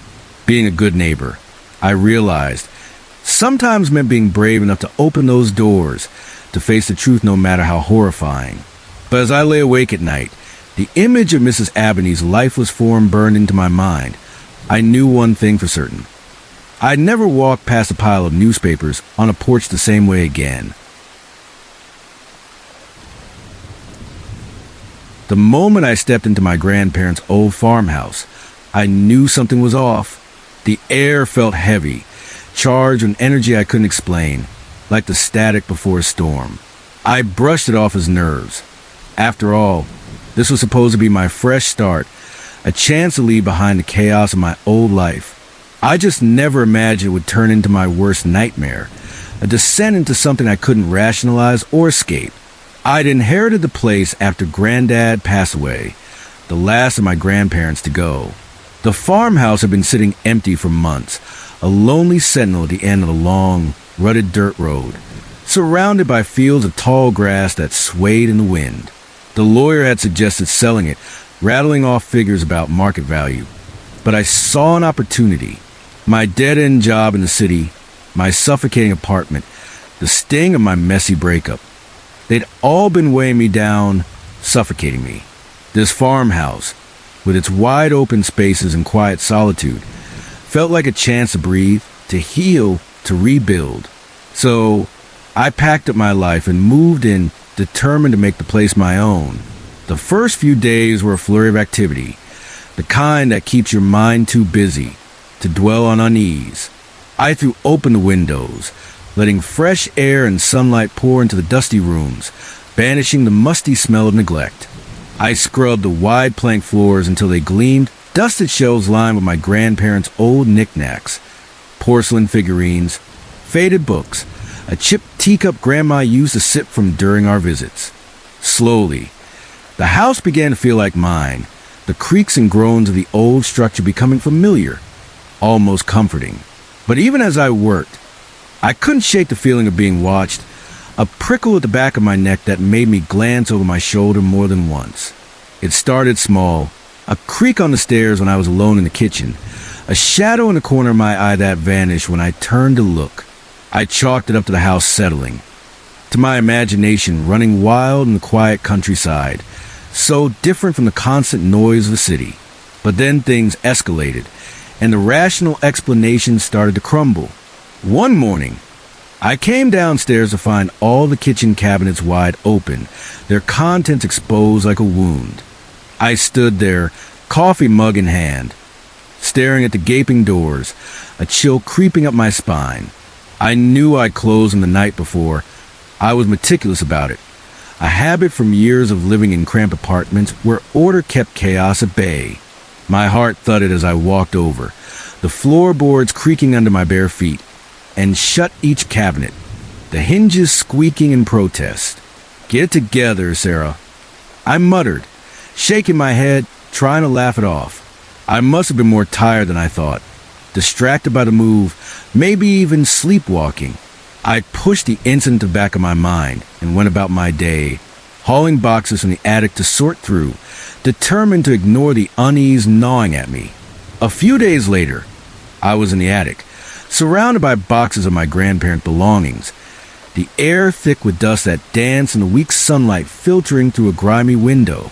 I was leafing through a stack of black and white photos, faded images of family picnics, my grandparents young and smiling, their arms around each other. The nostalgia was bittersweet, a reminder of simpler times. As I sifted through the pile, a sudden gust of wind swept through the room, impossible since the window was closed tight. Photos scattered across the floor, fluttering like leaves, and the attic door slammed shut with a bang that made me jump, my heart lurching into my throat. I scrambled to gather the photos, my hands shaking, and that's when I saw it. A picture I didn't recognize. It showed the farmhouse, its familiar wraparound porch and gabled roof. But something was wrong. Dark figures stood in the windows, their faces blurred and indistinct, like smudges of ink. I blinked, my breath catching, and when I looked again, the photo was normal, just a house, no figures. The windows 26.46F5B308B8F6C3C707F9B figures. I told myself it was a trick of the light, my tired eyes playing tricks, but as I made my way downstairs, the photo clutched in my trembling hand. The feeling of being watched intensified, a weight pressing down on me. That night, I woke to the sound of footsteps in the hallway, slow and deliberate, each step a measured thud against the wooden floor. They paused outside my bedroom door, and I lay frozen in bed, barely breathing, my pulse hammering in my ears. The doorknob began to turn, a slow, agonizing twist of metal, and I held my breath, waiting for the door to swing open. Then, just as suddenly, it stopped, the footsteps retreating, fading into silence down the hall. I didn't sleep the rest of the night, sitting up with the bedside lamp on, clutching the quilt to my chest, every creak of the house making me flinch.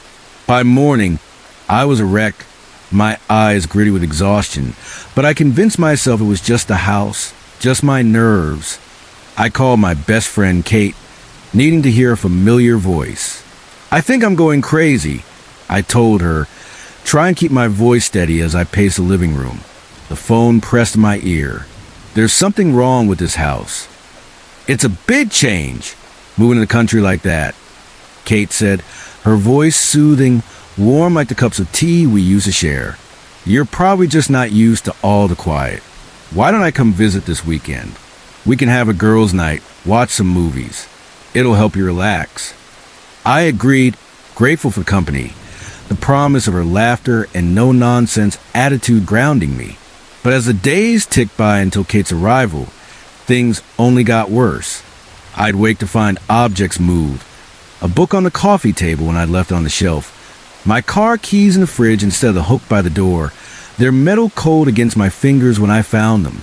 One morning, I came downstairs to find all the photos on the mantel turned face down, their wooden frames clattering softly as I righted them, my hands trembling. I tried to rationalize it. Maybe I was sleepwalking, moving things without realizing it, the stress of the move messing with my head. But deep down, I knew that wasn't the case. The house felt alive, watching, waiting, its presence a constant pressure against my skin. The night before Kate was due to arrive, I was in the shower, the hot water steaming up the glass door, when the light suddenly went out, plunging me into darkness. I stood there, the water turning cold, my heart pounding as the room grew eerily silent. Then, slowly, I saw a shape form in the steamed-up glass, a handprint, too large to be my own, sliding down the surface with a faint squeak. I bolted from the bathroom, wrapping myself in a towel, my wet feet slipping on the hardwood as I ran to my bedroom. I slammed the door shut and wedged a chair under the handle, my whole body shaking, my breath coming in short, panicked gasps. The handprint lingered in my mind, its edges too defined, too deliberate to be a trick of the steam. When Kate arrived the next day, I was a mess. Dark circles under my eyes, jumping at every sound, my nerves frayed to the breaking point. She took one look at me, her smile fading as she set her bag down in the entryway. "Sarah, what's going on?" "You look terrible," she said, her brow furrowing with concern. I broke down then, the words spilling out as I told her everything. The noises, the moved objects, the photo in the attic, the handprint in the shower. To her credit, Kate listened without interrupting, her face growing more concerned with each word, her hands clasped tightly in her lap. When I finished, she leaned forward, her voice steady. "Okay, here's what we're going to do. We'll stay here tonight, together. If anything weird happens, we'll both see it. And if it does, we'll leave first thing in the morning and figure out what to do next. Deal?"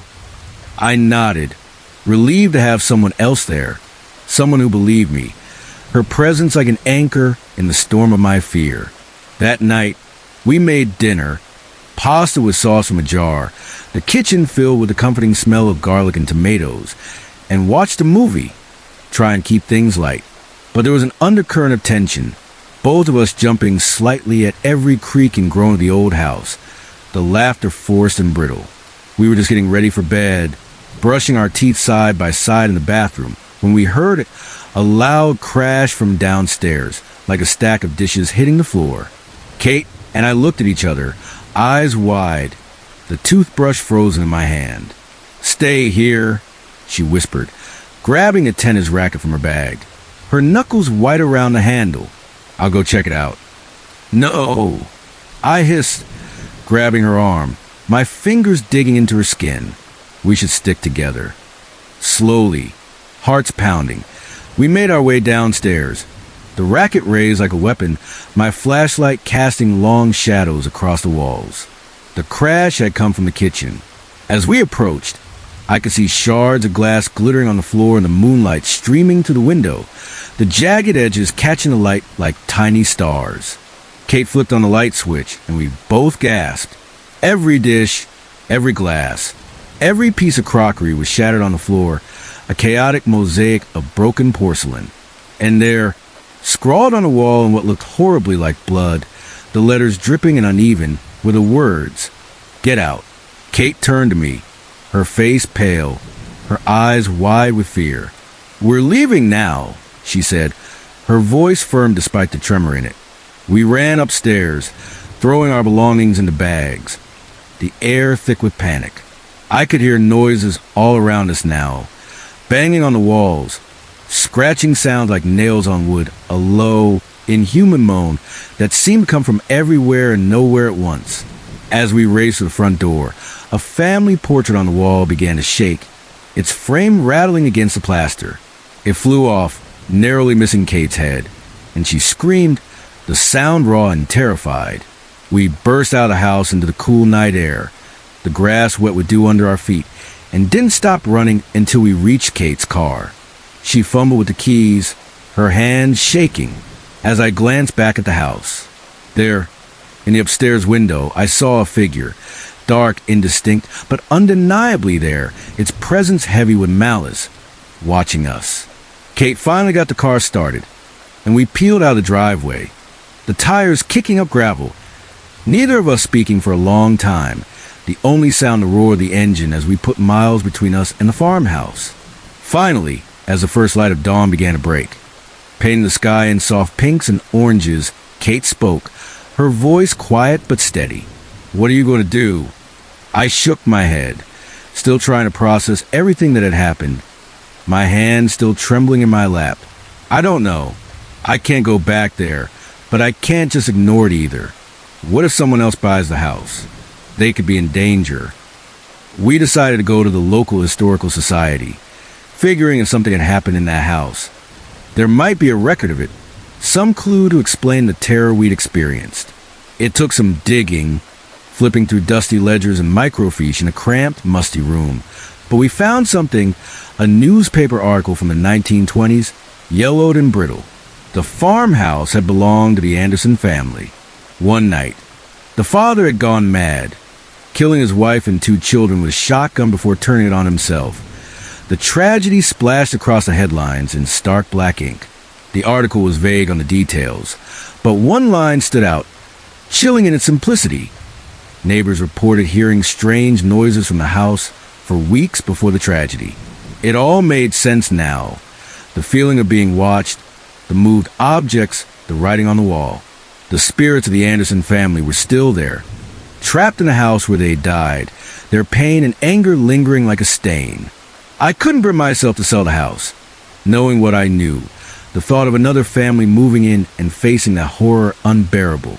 Instead, I contacted a medium, a woman named Eleanor who specialized in cleansing haunted properties, her voice calm and confident over the phone. It took time, several visits, rituals with sage and salt, prayers whispered in the dim light of the farmhouse, and there were moments when I wasn't sure it would work, when the air still felt heavy with unseen eyes. But slowly, the presence in the house began to fade, the oppressive weight lifting like a fog burning off in the morning sun. I never lived in the farmhouse again, the memories too raw, the shadows too long. But I visit sometimes, driving down that dirt road to leave flowers for the family that never found peace in life. A bouquet of daisies and lavender, their scent sweet against the weathered porch. The house stands quiet now, its dark history known only to me. The windows reflecting the sky without a hint of those blurred figures. Sometimes when I drive by at night, I think I see a figure in the upstairs window, a fleeting shape that vanishes when I blink. But it's gone, just an old house with old memories, and maybe, just maybe, a few restless spirits finally at peace. The moment the lights went out, I knew we were in trouble. 1 second, the TV was blaring some mindless reality show, the contestants' voices a familiar hum in the background, and the next, we were plunged into total darkness, the screen going black with a faint pop. The sudden silence was deafening, broken only by the howling wind outside, rattling the windows and the startled gasps of my family. "Dad!" My daughter Emily's voice quavered from somewhere to my left, small and frightened, in the pitch-black living room. "What's happening?" I fumbled for my phone, my fingers clumsy as I activated its faint glow, casting a weak circle of light across the room. My wife, Sarah, was already moving, her silhouette outlined against the window as she peered through the blinds, her posture tense. "Looks like the whole street's out," she reported, her voice tight with concern. The words clipped as she scanned the darkened neighborhood. Must be the storm. As if on cue, a crack of thunder shook the house, the sound reverberating through the walls, making us all jump. I saw my son, Tommy, clutch his stuffed dinosaur tighter, his small hands trembling as he pressed it against his chest, his eyes wide in the dim light. "It's okay, guys," I said, try to inject some confidence into my voice, though my own heart was starting to race. "Just a power outage. I'll go check the breaker box and grab some flashlights. Sit tight." I made my way to the kitchen, using my phone's flashlight to navigate the familiar layout of our home, the beam cutting through the darkness like a knife. As I rummaged through drawers, searching for our emergency supplies, I couldn't shake the feeling that something was off. It wasn't just the darkness or the storm's fury outside. There was a heaviness in the air, a tension that set my nerves on edge, like the moment before a predator strikes. I found the flashlights and a pack of batteries, their weight reassuring in my hands, then headed to the garage to check the breaker box, my footsteps echoing in the silent house. As I passed the front door, a movement outside caught my eye, a flicker in the corner of my vision. I froze, peering through the small window set into the door, my breath fogging glass. For a moment, I saw nothing but rain and darkness. The storm lashed the street in sheets of water. Then a flash of lightning illuminated the yard, and my blood ran cold. There was a figure standing at the edge of our property, barely visible through the downpour, tall and motionless, its head turned toward the house.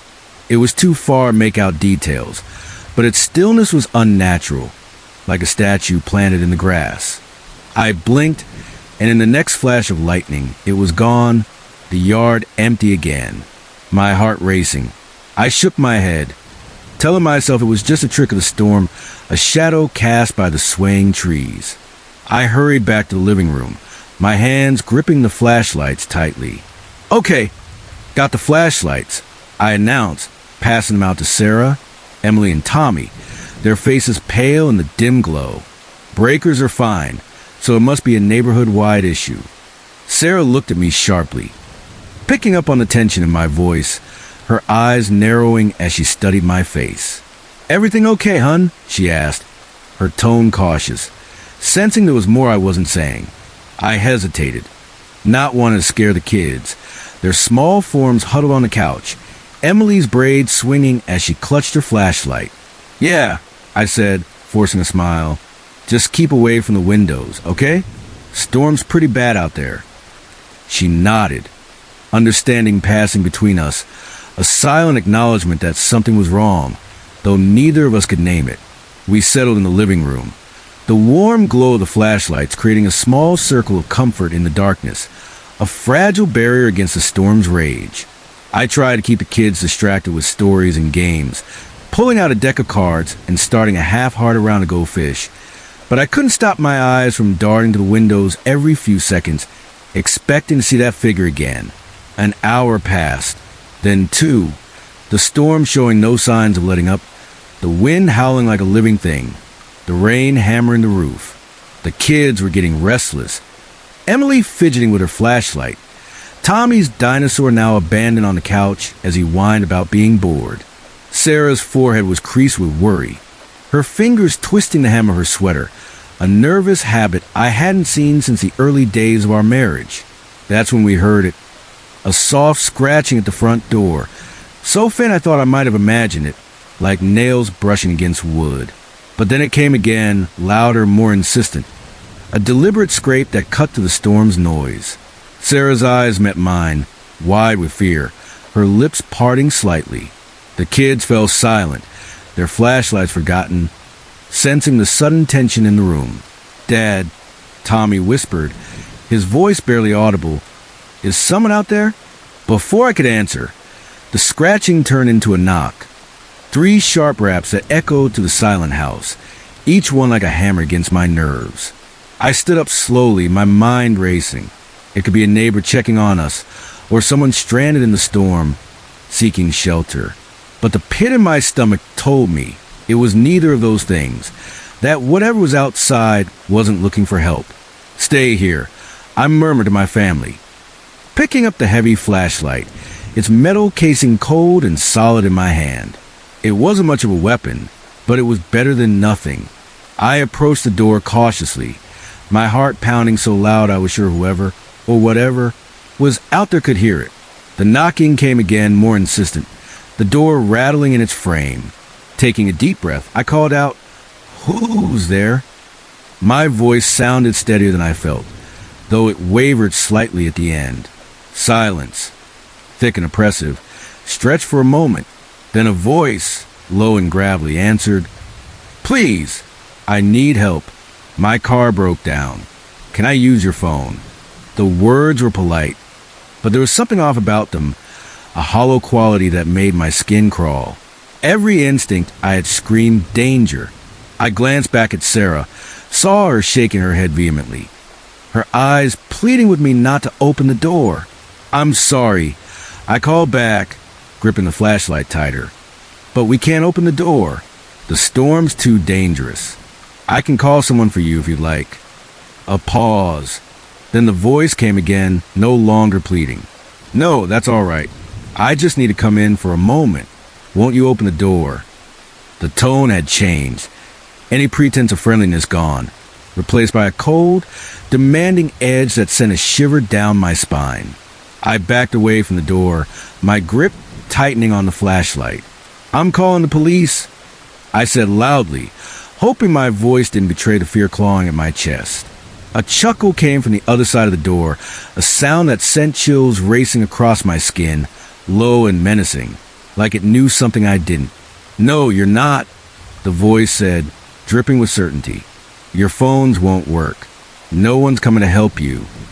As if to prove his point, I heard a sharp crack from the living room. Sarah gasped, and I turned to see her staring at her phone in disbelief. The screen shattered, sparks dancing across its surface like tiny fireflies. It was impossible. All our phones couldn't just die at once, their screens intact just moments ago. The knocking turned into pounding, the door shuddering under the assault, the wood creaking ominously. "Let me in," the voice roared, all pretense abandoned, its tone guttural and human. "Let me in now. Kids, upstairs," I shouted, rushing back to Sarah, my voice sharp with panic. "Barricade yourselves in our bedroom, go." They scrambled up the stairs, Emily's sobs echoing in the hallway, Tommy's small hand clutching hers as Sarah ushered them along. I could hear their footsteps pounding above, the sound of a door slamming shut. There was no time for comfort now. I ran to the kitchen, my socks slipping on the tile, and grabbed the biggest knife I could find, a chef's knife with a gleaming 8-inch blade. The pounding at the door was relentless, punctuated by growls and snarls that didn't sound human, each one sending a jolt of terror through me. Sarah reappeared at my side, clutching a golf club in the hall closet, her face pale but her jaw set with determination, her eyes fierce despite the fear in them. "What do we do?" she whispered, her voice barely audible over cacophony at the door. Before I could answer, there was a tremendous crash, the sound of splintering wood as the front door burst open, torn from its hinges like it was made of paper. In the beam of my flashlight, I caught a glimpse of our attacker, and my heart nearly stopped.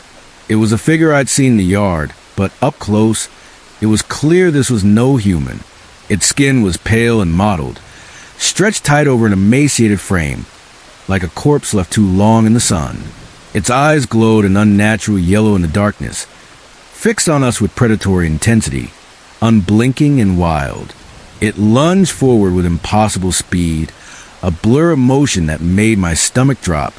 I swung the knife, feeling it connect with flesh, the blade sinking into its arm, but the creature didn't even flinch, didn't slow. It backhanded me. The force sent me flying across the room, my body slamming into the wall with a thud that drove the air from my lungs. Through blurred vision, I saw Sarah swing the golf club, her arms trembling with effort. It connected with the creature's head with a sickening crunch, the sound echoing in the room, but again it seemed unfazed, its head snapping back only to fix those glowing eyes on her. It grabbed the club, wrenching it from her grasp with a snarl, and snapping it like a twig, the metal shaft bending in its hands. I struggled to my feet, my head spinning, desperate to help her, but my limbs felt slow, clumsy, like I was moving through water.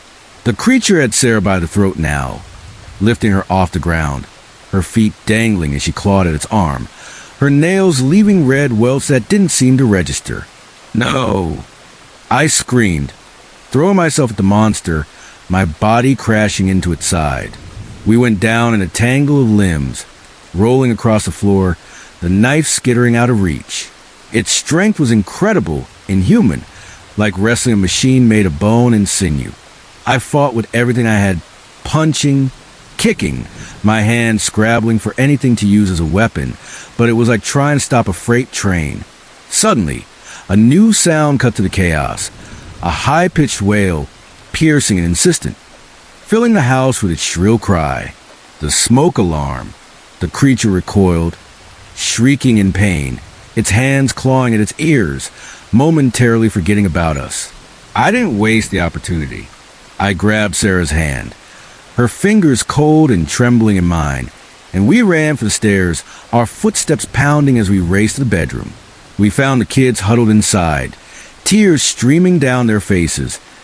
Emily clutching Tommy as they crouched by the bed. The smoke alarm was still blaring, its sound deafening, and I realized what had happened. In their panic, they must have set off, maybe knocking over a candle we lit for light. Fire escape. I gasped, pointing to the window, my voice hoarse. Now! We scrambled onto the small balcony. The cold rained a shock against our skin, the metal railing slick under our hands. The creature's enraged howls echoed from below, growing closer as it recovered. We descended the fire escape as fast as we could, the metal steps clanging under our weight, the rain making each step treacherous. As our feet hit the ground, I saw lights in the distance, red and blue, flashing to the storm, getting closer. Police. Someone must have heard the commotion. Maybe a neighbor alerted by the crash of the door and called them. We ran toward the lights, our clothes soaked, our breaths coming in ragged gasps, not daring to look back. As we reached the police cars, I finally chanced a glance over my shoulder. Our house stood dark and silent, the front door a gaping wound in its facade, but there was no sign of the creature, no glowing eyes in the shadows. The next few hours passed in a blur of questions and disbelief. The police station a sterile contrast to the chaos we'd escaped. The officers found no trace of an intruder, just our battered front door as evidence that something had happened. They chalked it up to storm damage and an overactive imagination fueled by fear, their voices gentle but skeptical as they took our statements. But we knew the truth. Sarah and I exchanging a look as we sat in the hospital waiting room, being checked for injuries, the kids asleep against us, exhausted from the ordeal. As we sat there, wrapped in scratchy hospital blankets, I caught Sarah's eye. We didn't need to speak, the weight of what we'd experienced passing between us in silence. We both knew our lives had changed forever, that we glimpsed something beyond comprehension, something that didn't care about locked doors or safe neighborhoods. As the first rays of dawn broke through the clouds, painting the sky in hues of gold and gray, I held my family close, grateful that we had survived. But I couldn't shake the feeling that this was just the beginning, that somewhere out there in the shadows, it was waiting, biding its time. And next time, we might not be so lucky. The first time I noticed the black SUV in my rearview mirror, I thought nothing of it, just another vehicle sharing the long stretch of highway. 3 hours later, as it still tailed me down the empty road, its dark shape a constant presence in the distance, I realized this was no coincidence. This was the beginning of the most terrifying night of my life. A relentless pursuit that would unravel secrets I buried deep. I'd set out early that morning, the sun barely peeking over the horizon, painting the Arizona desert in hues of pink and gold as I pulled out of my driveway in Phoenix. The long drive to Dallas stretched ahead of me, a solo road trip I'd been looking forward to for weeks. The open road, music blaring through the speakers, windows down to let the warm desert air rush in. It was supposed to be liberating, a chance to clear my head after months of stress. The first few hours flew by in a blur of sandy vistas, cacti silhouetted against the sky, and cheesy road trip songs, my voice belting out off-key lyrics to keep myself awake. I stopped for gas around noon at a small, dusty station off the interstate, stretching my legs and grabbing a bag of chips and a soda from the convenience store, the bell above the door jingling as I stepped back into the heat. That's when I first noticed the SUV, black, nondescript, with tinted windows so dark I couldn't see the driver. It pulled in as I was filling up my tank, parking at a pump on the opposite side of the lot, its engine idling softly. I didn't think much of it at the time. Plenty of people were probably making the same drive, heading east toward Texas or beyond. I paid for my gas, hopped back in my car, and hit the road again, the station shrinking in my rearview mirror as I merged onto the highway. It wasn't until about an hour later, as the desert stretched endlessly around me, that I realized the SUV was still behind me. It maintained the same distance, never passing me or falling too far back, a constant shadow in my mirror. A knot of unease began to form in my stomach, tightening with every mile that ticked by on the odometer. I tried to shake it off, telling myself I was being paranoid. I'd been listening to too many true crime podcasts, my imagination spinning tales of danger where there was none. To prove it to myself, I decided to take the next exit, a small off-ramp leading to a gas station and a cluster of fast food joints. Surely, the SUV would continue on its way, heading to wherever it was going. My heart sank as I watched the SUV's blinker flash in my mirror, following me off the highway, its tires crunching on the gravel as it exited behind me. Okay, I thought, gripping the steering wheel, my palms starting to sweat. This is fine. They probably just need to stop too. I'll go to the gas station, and they'll go on their way. But they didn't. As I pulled into the gas station, the SUV followed, parking a few spaces away, its tinted windows staring at me like blank eyes. I sat in my car, hands still on the wheel, watching in my side mirror as the driver's door opened. A man stepped out, tall, broad-shouldered, wearing dark sunglasses despite the overcast sky, his black jacket and jeans blending into the vehicle behind him. He stood there for a moment, seeming to look right at me, his head tilted slightly, before walking into the gas station, his gait slow and deliberate. My mind raced, my pulse quickening. This couldn't be a coincidence anymore. Why was he following me? What did he want? I didn't wait to find out. The second he disappeared into the store, I started my car and peeled out of the parking lot, tires squealing against the asphalt, my hands shaking as I merged back onto the highway. For a blissful few minutes, the road behind me was clear, the SUV nowhere in sight. I started to relax, my shoulders loosening, my breath steadying as I turned up the radio, trying to drown out the lingering fear. Maybe I'd overreacted, seen a threat where there was none. Then I saw it. The black SUV, gaining on me fast, its sleek shape cutting through the desert haze like a shark through water. Panic set in, sharp and cold, flooding my veins. I pressed harder on the accelerator, my little sedan lurching forward, weaving between a few other cars on the road, their drivers oblivious to my desperation.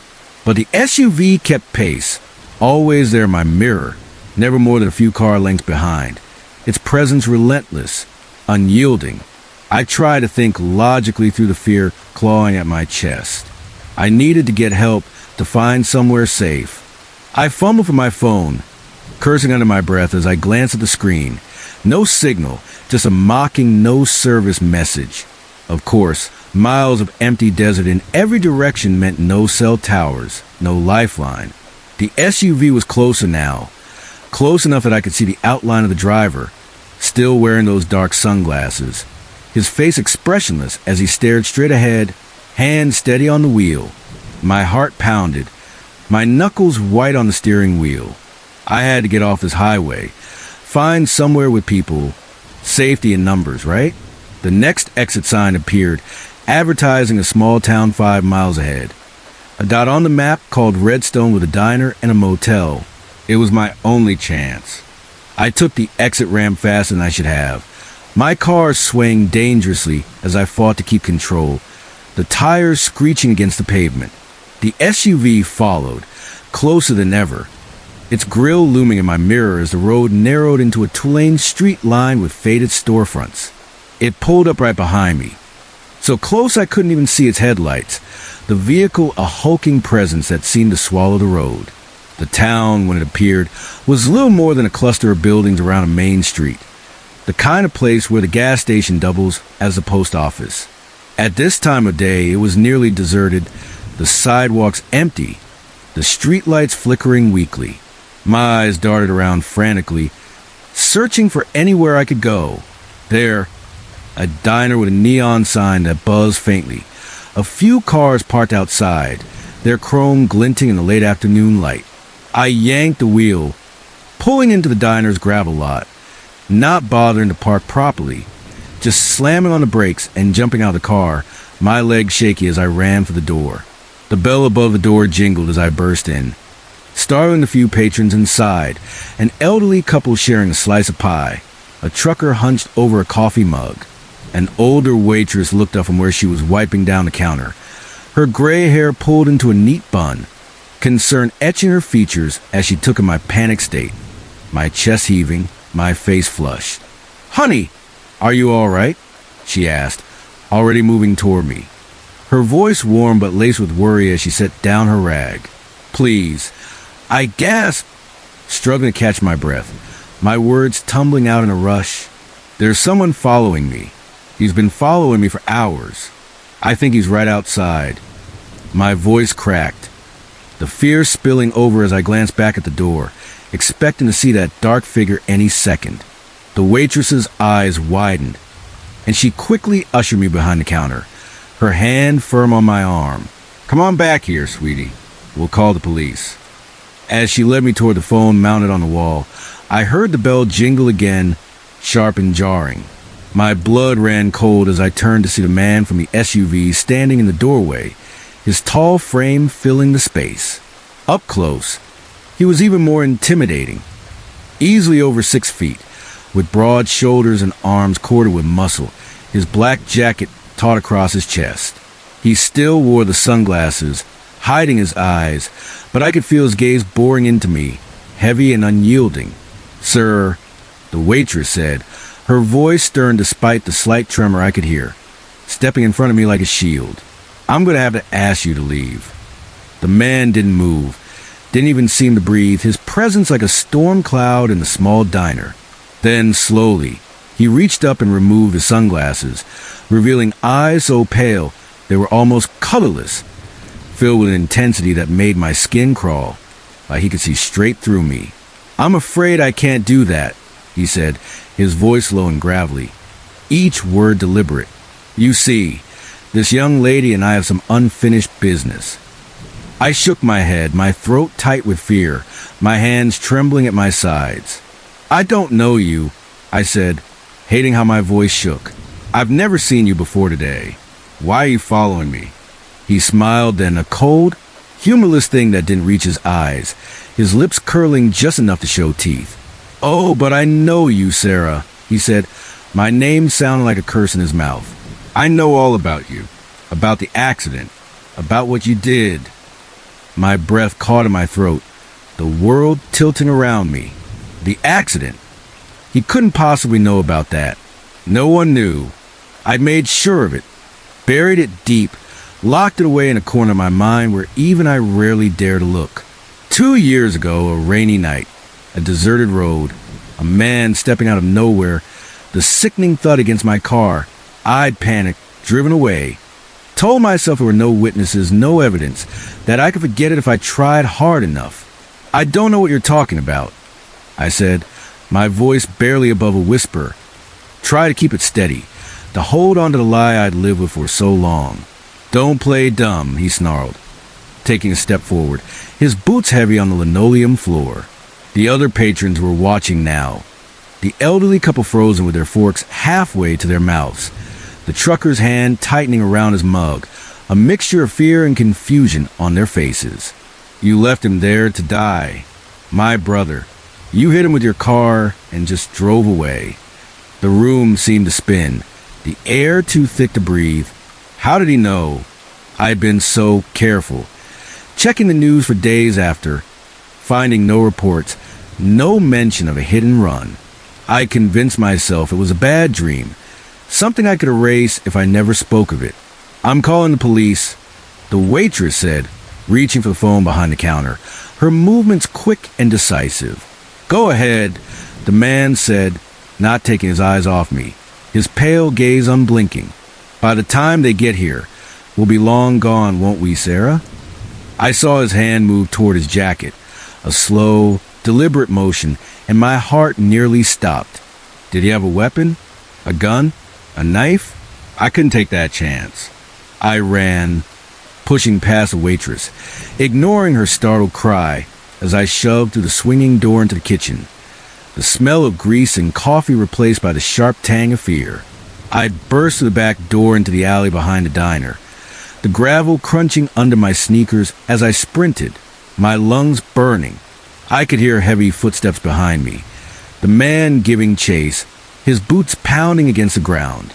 The alley opened onto another street, lined with shuttered shops and empty lots. I ran blindly, not knowing where I was going, just knowing I had to get away, my legs aching, my breath ragged.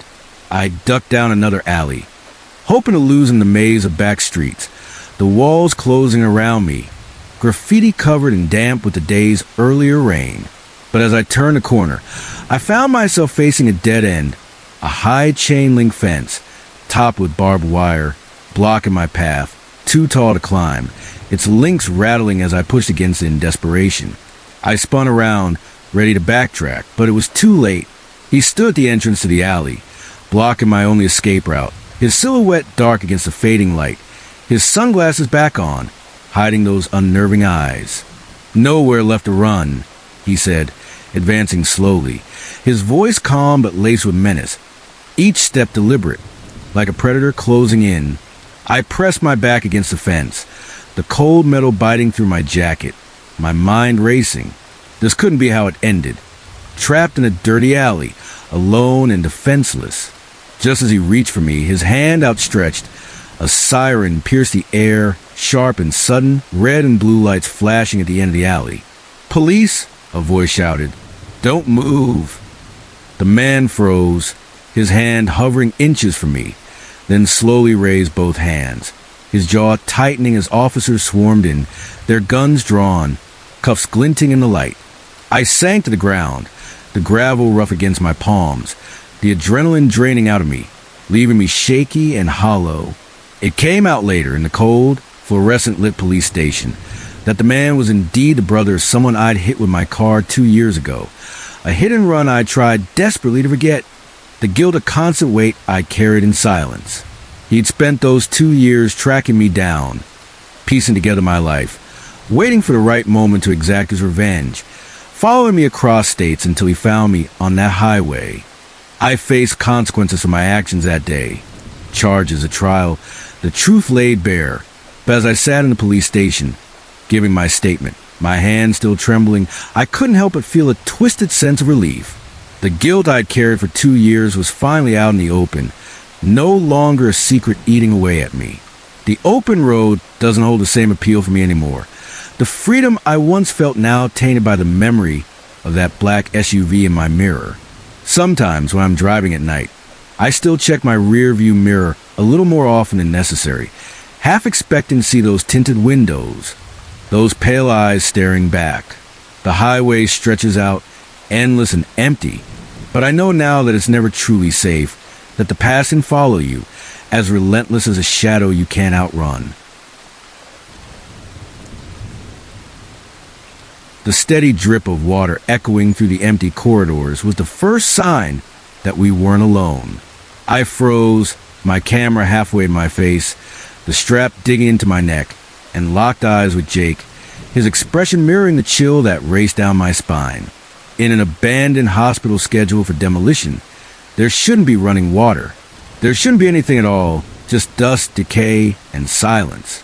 But the sound was unmistakable, a rhythmic plink-plink-plink that seemed to mock the stillness of St. Mary's Hospital, a crumbling relic we'd snuck into for a thrill. We'd slipped through a gap in the chain-link fence surrounding the property just after sunset. The sky streaked with orange and purple as the light faded. The hospital loomed before us, its boarded-up windows like blind eyes, its concrete walls scarred with graffiti, tags and curses scrawled in neon spray paint. For urban explorers like us, St. Mary's was a gold mine, a labyrinth of eerie rooms and forgotten relics perfect for haunting photos and spine-tingling stories. We'd hatched a plan over beers the previous week, laughing about the creepy vibes and the Instagram-worthy shots we'd get. Now, standing in the musty darkness of what used to be the emergency room, the air thick with the smell of mold and peeling paint, I wasn't so sure. Something about this place felt different, wrong, like the building itself was watching us, its shadows too deep, its silence too heavy. Jake adjusted his backpack, his flashlight beam cutting through the gloom, catching dust motes swirling in the air. "Maybe it's just a leaky pipe," he whispered, but his voice lacked conviction, his usual cocky grin replaced by a tight-lipped frown. I nodded, not trusting myself to speak, my throat dry. We'd been in abandoned buildings before, warehouses, old schools, even a derelict factory, but none had felt like this. like the air was pressing against us, urging us to leave. Still, we pressed on, our footsteps echoing off the cracked linoleum floors, the sound unnaturally loud in the cavernous space. I tried to focus on getting good shots. An overturned gurney tipped against the wall, its wheels rusted, a shattered medicine cabinet, its glass doors jagged like teeth. But I couldn't shake the feeling that we were being watched, eyes hidden in the darkness just beyond our flashlight beams. As we turned a corner into what must have been a patient ward, the hallway stretching into shadow, Jake suddenly grabbed my arm, his fingers digging into my sleeve. "Did you hear that?" He hissed, his eyes wide, the beam of his flashlight trembling slightly. I strained my ears, hearing nothing but our own breathing and the distant drip of water, each drop a tiny hammer against my nerves. Then, faintly, I caught it, a soft beeping sound, rhythmic and electronic, like a heart monitor in a hospital drama. My stomach twisted. "That's impossible," I muttered, my voice barely audible, but we both knew what we'd heard. The sound as out of place as a scream in a library. Drawn by a morbid curiosity, we followed the sound, our flashlights sweeping the walls, revealing peeling paint and water-stained ceiling tiles sagging like wet cardboard. The beeping grew louder with each step, a steady pulse that seemed to mock the deadness of our surroundings, leading us deeper into the hospital. We passed rooms filled with broken furniture, hospital beds with torn mattresses, for stands tipped over like fallen soldiers, and walls marked with more graffiti, some of it fresh, the paint still glistening. The air grew colder, heavier, the musty smell giving way to something sharper, almost metallic. We reached a set of double doors, their faded sign reading radiology in chipped letters, the beeping now clear and insistent, coming from inside. Jake reached for the handle, his hand steady despite the tension in his shoulders, but I grabbed his wrist, my fingers cold against the skin. "Maybe we shouldn't," I said, surprised at myself at how shaky my voice sounded, the words spilling out before I could stop them. My heart was pounding, a warning drumbeat that urged me to turn back. Jake hesitated, his eyes searching mine, then shook his head, a flicker of his usual bravado returning. "We came here for a thrill, right?" he said, his voice low but firm. "Let's see this through." Before I could protest further, he pushed the doors open, the hinges groaning as they swung inward. The room beyond was pitch black, our flashlights barely penetrating the gloom, their beams swallowed by the darkness. The beeping was unmistakable now, coming from the center of the room, a steady electronic pulse that set my teeth on edge. As we stepped inside, motion-activated lights flickered to life, their fluorescent hum buzzing overhead, momentarily blinding us with their harsh glare. When my eyes adjusted, I almost wished they hadn't. The room was filled with active medical equipment, heart monitors with glowing screens, ventilators hissing rhythmically, for stands with bags of clear fluid dangling from their hooks. All of them were running, lights blinking, displays showing numbers and graphs that pulse in time with the beeping. My breath caught in my throat, a cold sweat breaking out across my forehead. "This isn't possible," Jake breathed, his voice barely above a whisper, his flashlight forgotten in his hand as he stared at the impossible scene. The power's been off for years. The hospital had been abandoned since the early 2000s, its utilities cut long before we were born. Yet here was this room, alive with a hum of machinery, as if it had never stopped functioning. I raised my camera with trembling hands, desperate to document what we were seeing, the lens shaking as I framed the shot. But as I looked through the viewfinder, my heart stopped. In the center of the room, partially hidden by a tattered privacy curtain, was a hospital bed, and it wasn't empty. I must have made a sound, a choked gasp, because Jake turned to look at me, then followed my gaze, his face draining of color. Is someone there?" he whispered, swallowing hard, his Adam's apple bobbing. I nodded, my mouth too dry to speak, my camera lowering as my hand shook too much to hold it steady. There was only one way to find out. We approached the bed slowly, our footsteps unnaturally loud against the linoleum, the beeping growing louder, more insistent, like a heartbeat racing toward a climax. With each step, I pray it was a trick of the light. A pile of old blankets that looked like a body in the gloom, a mannequin left behind by some prankster. But as we reached the bedside and Jake pulled back the curtain, its rings rattling along the rod, those hopes were shattered. There, lying perfectly still, was a patient. An old man, his skin waxy and pale, almost translucent, like parchment stretched over bone. Tubes ran from his arms to the surrounding machines, clear fluid dripping steadily into his veins.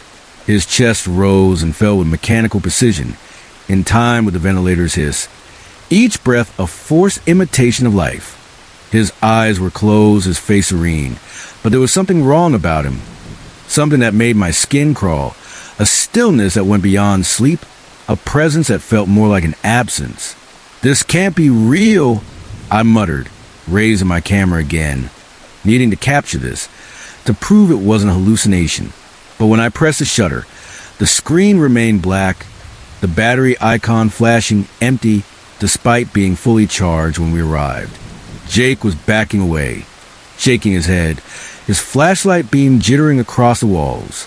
"We need to get out of here now," he said, his voice cracking, his usual confidence gone. I couldn't have agreed more, my legs already moving toward the door. But as we turned to leave, we found our exit blocked. A nurse stood in the doorway, her crisp white uniform a stark contrast to the decay around us, her cap perched perfectly on her head, like something out of 1950s medical drama. She smiled, but it didn't reach her eyes, which were dark and empty, like twin voids in her pale face. "And where do you think you're going?" she asked, her voice echoing strangely in the room, too loud, too clear, as if it came from everywhere at once. "Visiting hours aren't over yet." Jake let out a strangled laugh, his hands raised in a placating gesture. "Look, we're sorry. We shouldn't be here. We'll just go, okay?" His voice was high, desperate, but the nurse's smile widened, revealing too many teeth, sharp and gleaming in the fluorescent light. "Oh, I'm afraid that's not possible," she said, her tone almost cheerful, but laced with something sinister. "You see, we've been waiting for new arrivals for so long." As she spoke, more figures appeared behind her. Doctors in white coats, nurses with clipboards, patients in tattered hospital gowns, all with that same too-wide smile and empty eyes, their movements jerky like puppets on strings. Panic surged through me, hot and electric. I grabbed Jake's arm, yanking him toward the other exit, a fire door at the far end of the room. "Run!" I shouted, my voice raw as we sprinted to the hospital corridors, the sound of pursuit close behind. Footsteps, too many to count, echoing in the dark, accompanied by whispers and laughter that weren't human. Left, right, up a flight of stairs, we ran blindly, our flashlights bouncing, the hospital a maze of identical hallways and locked doors. I lost all sense of direction, my lungs burning, my legs screaming, but stopping was an option. We burst through a door and found ourselves on a roof, the night air cool and sharp against my face, the city skyline a distant glow beyond the hospital's crumbling edges. The relief was fleeting. We were trapped, the low wall at the roof's edge our only barrier against a 5-story drop. Jake ran to the edge, looking down, his flashlight beam disappearing into the darkness below. "It's too high," he panted, his voice breaking. "We can't jump." The door behind us crashed open, the sound like a gunshot in the quiet night. The nurse stood there, flanked by her grotesque entourage, their smiles now manic grins, their eyes glinting with hunger. "Now, now," she cooed, her voice dripping with mock sweetness. "There's no need to run. We have beds waiting for both of you." They advanced, their movements synchronized, unnatural, the doctor's stethoscope swinging, the patient's gowns fluttering like ghosts. Jake and I backed up, our shoulders brushing the low wall, the empty air behind us a cold promise. I could hear the distant sound of traffic below, the normalcy of it maddeningly out of reach. "We have to jump," I said, my voice barely a whisper, my eyes locked on the approaching figures. Jake looked at me like I was insane, his face pale, sweat beading on his forehead. "We'll die," he said, his voice hoarse. but his eyes flicked to the nurse, her smile widening as she closed the distance. I glanced back at the advancing figures, their hands reaching out, fingers long and claw-like in the moonlight. "If we stay, we'll wish we had," I said, my heart pounding so hard it felt like it would burst. Understanding dawned in Jake's eyes, his jaw tightening as he nodded, gripping my hand tightly, his palms slick with sweat. "On three," I said, my voice steady despite the terror clawing at me. "1, 2, we never made it to 3. A hand grabbed the back of my jacket, yanking me backward with impossible strength. I heard Jake yell, felt his hand slip from mine, his fingers clawing at the air. Then I was falling, tumbling through the darkness, the wind rushing past me, the ground rushing up to meet me. I squeezed my eyes shut, bracing for impact, my mind screaming that this was the end. But the impact never came.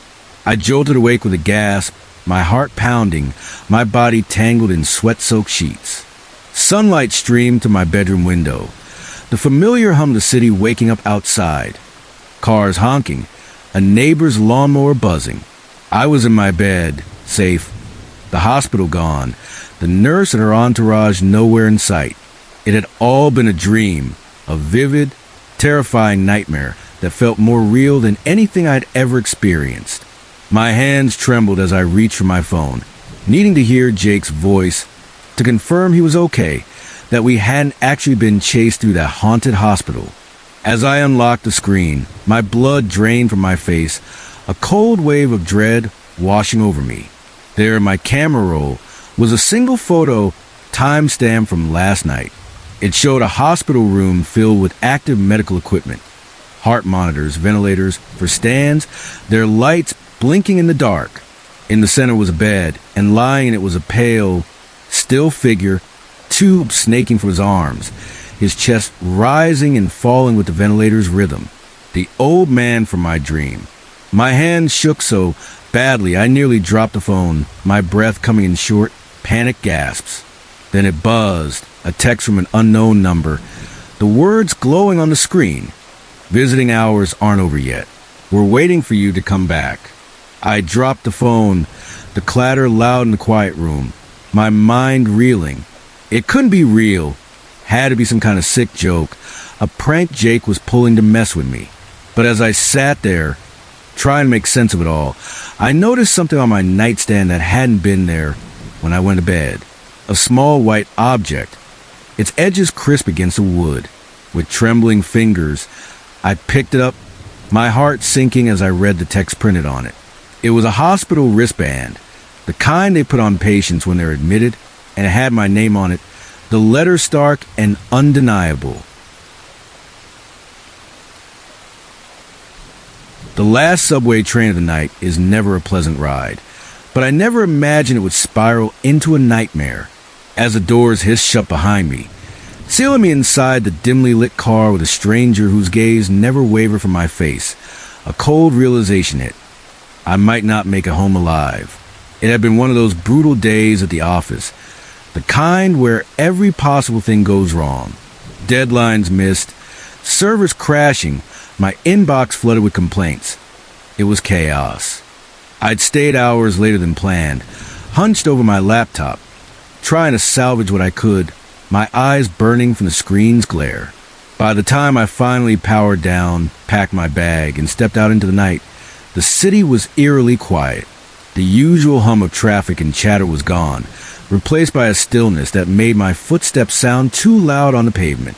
I pulled my coat tighter against the late autumn chill, my breath visible in the crisp air, and hurried toward the subway station. My heels clicking against the sidewalk, the sound echoing off shuttered storefronts. Descending the stairs to the platform, the fluorescent lights overhead buzzed, casting harsh shadows on the grimy, cracked tiles. The station was deserted, a cavernous void that swallowed the sound of my steps. I glanced at my watch, 11:58 p.m. The last train was due in 2 minutes. As I waited, shifting my weight from one foot to the other, a prickle ran down the back of my neck, that unmistakable feeling of being watched. I spun around, scanning the empty platform, my eyes darting to the shadowed corners, the graffiti-covered pillars, the locked ticket booth. Nothing. No one. Yet the unease lingered, a weight in my chest that refused to lift. I shoved my hands into my pockets, my fingers brushing against my keys, their familiar jangle a small comfort. The distant rumble of the approaching train broke the silence, a welcome relief. It screeched to a stop, brakes grinding, and the door slid open with a pneumatic hiss. I stepped inside, instinctively moving toward the middle of the car, my bag slung over my shoulder. That's when I saw him, the only other passenger, seated at the far end of the car. He wore a dark overcoat, its collar turned up, and fedora pulled low, obscuring most of his face. As I settled into a seat, gripping the cold metal pole for balance, his head tilted up slightly. His eyes caught the dim light, cold, calculating, locked directly on me. A chill slithered through me, sharp and unsettling. I tried to shake it off, telling myself he was just another tired commuter, probably as eager to get home as I was. Maybe he was staring because I'd rushed in, looking frazzled, my hair escaping its bun, my coat slightly askew from a hurry. I pulled out my phone, more to occupy my hands than for any real purpose. No signal. Of course, there never was this deep underground, the concrete and steel blocking out the world above. The train lurched forward, the familiar sway of the car almost soothing, but not quite. I could still feel those eyes boring into me, a weight that made my skin prickle. I risked a glance up, keeping my head tilted down, peering through my lashes. He hadn't moved, his posture rigid, his gaze unwavering, fixed on me with an intensity that felt unnatural, predatory. My stomach twisted. This wasn't normal commuter behavior. No one stares like that, not at a stranger on a late-night train. I shifted in my seat, crossing my arms, trying to make myself smaller, less noticeable, but his eyes followed me, unblinking. I looked up at the subway map above the doors, counting the stops to my station. 7. 7 stops with this man and his relentless stare. I could handle it, I told myself. Just keep calm, keep your head down, and it'll be fine. The train slowed as we approached the first stop, the brakes squealing as the door slid open. I held my breath, hoping someone else would get on, a worker finishing a late shift, a group of friends stumbling home from a bar, anyone to break the suffocating tension. But the platform was empty, the doors closing with a thud that echoed in the quiet car. As we pulled away, I noticed something that made my blood run cold. The man had moved. He was now just a few seats closer, his dark coat blending into the shadows of the car. How had he done that so silently? I hadn't heard a sound, no rustle of fabric, no creak of the seat, nothing. My heart began to race, a frantic rhythm that drowned out the hum of the train. I clutched my bag tighter, my eyes darting to the emergency call button near the doors, its red light glowing faintly. Would anyone even respond this late? Another stop came and went, the platform as deserted as the last. And when I dared to look back, he'd moved again. Now he was just one seat away, close enough that I could smell the faint, sharp scent of his cologne. Something heavy and old-fashioned. I stood abruptly, my legs unsteady, and moved to stand near the doors, gripping the poles so tightly my knuckles whitened. I tried to look confident, alert, remembering something from a self-defense class years ago. Predators target the weak, so stand tall, look like you can fight back. But my legs were shaking, my breath shallow, and I wasn't sure I could fool anyone, least of all him. As the train pulled away from the third stop, I heard it, a soft scuff of shoes on the floor, deliberate and close. He was standing now, right behind me, his presence a looming weight at my back. Lovely night for a ride, isn't it? His voice was soft, almost gentle, but it sent shivers racing down my spine, cold and sharp like ice. I didn't respond, didn't turn around, my eyes fixed on the scratched plexiglass of the door, reflecting the dim interior of the car. Maybe if I ignored him, he'd back off, lose interest. It was a desperate hope, childish even, but it was all I had. It's rude not to answer when someone speaks to you. he said, his tone hardening, a dangerous edge creeping in, like a blade sliding from its sheath. My mouth went dry, my throat tightening as I swallowed hard. Please. I managed to croak, my voice barely audible, trembling despite my effort to sound steady. I don't want any trouble. He chuckled, a low, mirthless sound that echoed in the empty car, chilling me to the bone. Trouble? Oh, my dear, trouble found you the moment you stepped onto this train. My mind raced, fragments of that long-ago self-defense class flashing through my panic. Go for the eyes, the groin, the knees, vulnerable spots, easy to hit. But could I do it? Could I actually fight this man, whose presence felt like a physical weight pressing against me? We were approaching another stop, the train slowing, the platform coming into view through the window. I prayed for someone aboard. Anyone, a janitor, a drunk, a group of rowdy kids. Anyone to shatter this nightmare. But the platform was empty, the fluorescent lights buzzing over bare tiles. And as the doors began to close, I made a split-second decision. I bolted.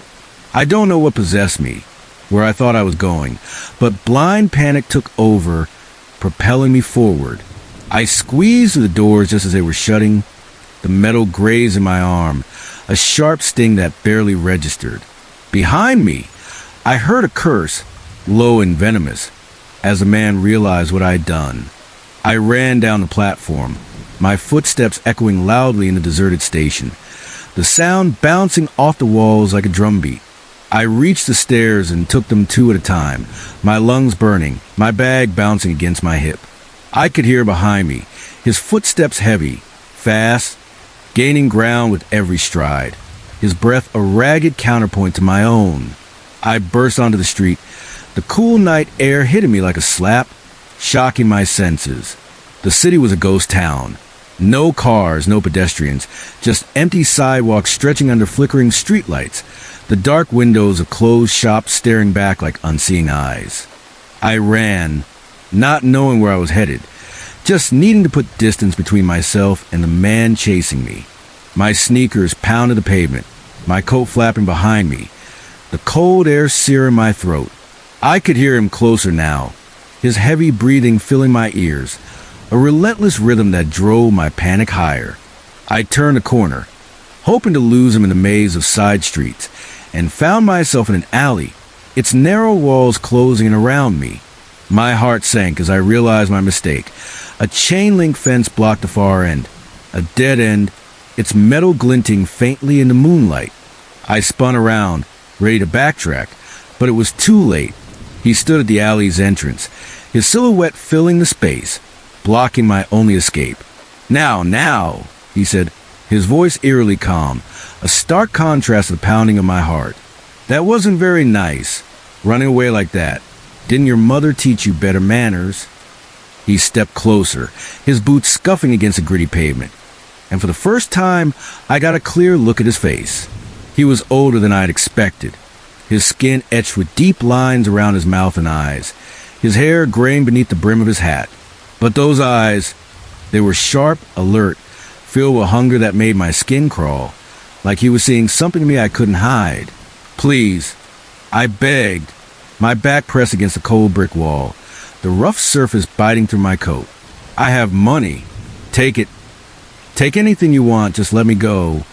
My voice cracked, desperation spilling out, my hands fumbling for my bag as if I could barter my way out of this. He laughed, the sound bouncing off the alley walls, harsh and hollow. Oh, my dear, what makes you think I want your money? He reached into his coat, and I braced myself, expecting the glint of a knife, the cold barrel of a gun. Instead, he pulled out a badge, its metal catching the faint light, the words detective embossed in stark letters. Detective John Marlowe, he said, his voice taking on an official tone, clipped and authoritative. You're under arrest. I stared at him, my mind struggling to process the words, my breath coming in short, shallow gasps. W's what? I stammered, the world tilting around me, the alley's walls seeming to close in tighter. Sarah Jenkins, he said, my name on his lips like a physical blow, making me flinch. You're wanted for questioning in connection with the disappearance of your roommate, Lisa Chun. The ground seemed to drop out from under me, my legs trembling as the name hit me like a punch. Lisa, my roommate, my best friend, the girl who'd vanished 3 months ago, leaving behind a gaping hole in my life and a mystery that haunted my every waking moment. I don't understand, I said, my voice barely above a whisper, my hands pressed against the wall to keep myself upright. I've already talked to the police. I told them everything I know. Detective Marlowe's eyes hardened, his gaze piercing, like he could see straight through my words. Did you? He asked, his voice low, accusing. Did you tell them about the fight you had with Lisa the night she disappeared? Did you tell them about the threatening text you sent her? Did you tell them about the blood we found in your car? My legs gave out, and I slid down the wall, the rough bricks scraping my back as I sank to the ground, the cold pavement seeping through my jeans. This couldn't be happening. How did he know about the fight? It was nothing, just a stupid argument over dishes, over a borrow of my clothes without asking, petty roommate stuff that blew over by morning. And those texts, I deleted them, erased every trace of my frustration, the angry words I'd typed in a moment of anger and instantly regretted. The blood in my car. That was from when I'd cut my hand, helping Lisa move that heavy dresser. The gash deep enough to need stitches. The stain lingering despite my efforts to clean it. Wasn't it? My mind reeled, memories blurring at the edges, doubt creeping in like a poison. As Detective Marlowe read me my rights, his voice a monotone drone, he snapped handcuff around my wrists, the metal cold and tight against my skin. My thoughts spiraled, grasping at fragments of the past 3 months. Had I done something I couldn't remember? The stress of Lisa's disappearance had been crushing. Sleepless nights, endless police interviews, the guilt of not knowing where she was. If she was okay, could there be gaps in my memory, moments I blocked out? No, it wasn't possible. I loved Lisa. I'd never hurt her. This was a mistake, a terrible misunderstanding. But as Marlowe's words echoed in my ears, you have the right to remain silent. I couldn't shake the fear that I'd missed something, that the truth was slipping through my fingers like sand. He led me out of the alley, his hand firm on my arm, guided me toward a waiting police car parked at the curb, its lights off, silent in the dead of night. The city streets blurred past as we drove. The familiar skyline now alien, menacing. The buildings looming like silent witnesses to my unraveling life. I stared out the window, my reflection pale and hollow-eyed in the glass, my mind racing. Lisa's disappearance had consumed me, her absence a constant ache. But I'd never imagined it would lead to this, to handcuffs, to accusations, to a detective chasing me through the night.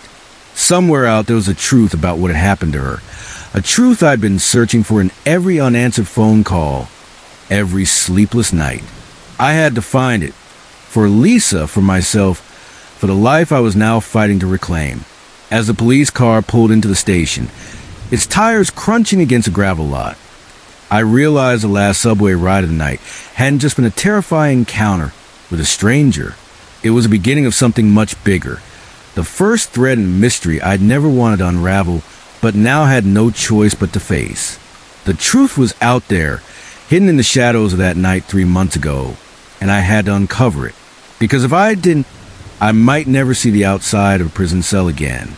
The nightmare that began with a simple subway ride was now the first chapter of a story I had to finish, no matter how dark the pages ahead might be. The first sign that something was terribly wrong came when our pilot started shouting at nothing but air. One moment. We were gliding smoothly at 30,000 feet, the hum of the small private plane a steady backdrop to the quiet chatter of its 8 passengers. The next, his voice crackled over the intercom, sharp and agitated, slicing through the calm. No, that's not right. I won't do it. Get out of my cockpit. A murmur of unease rippled through the cabin.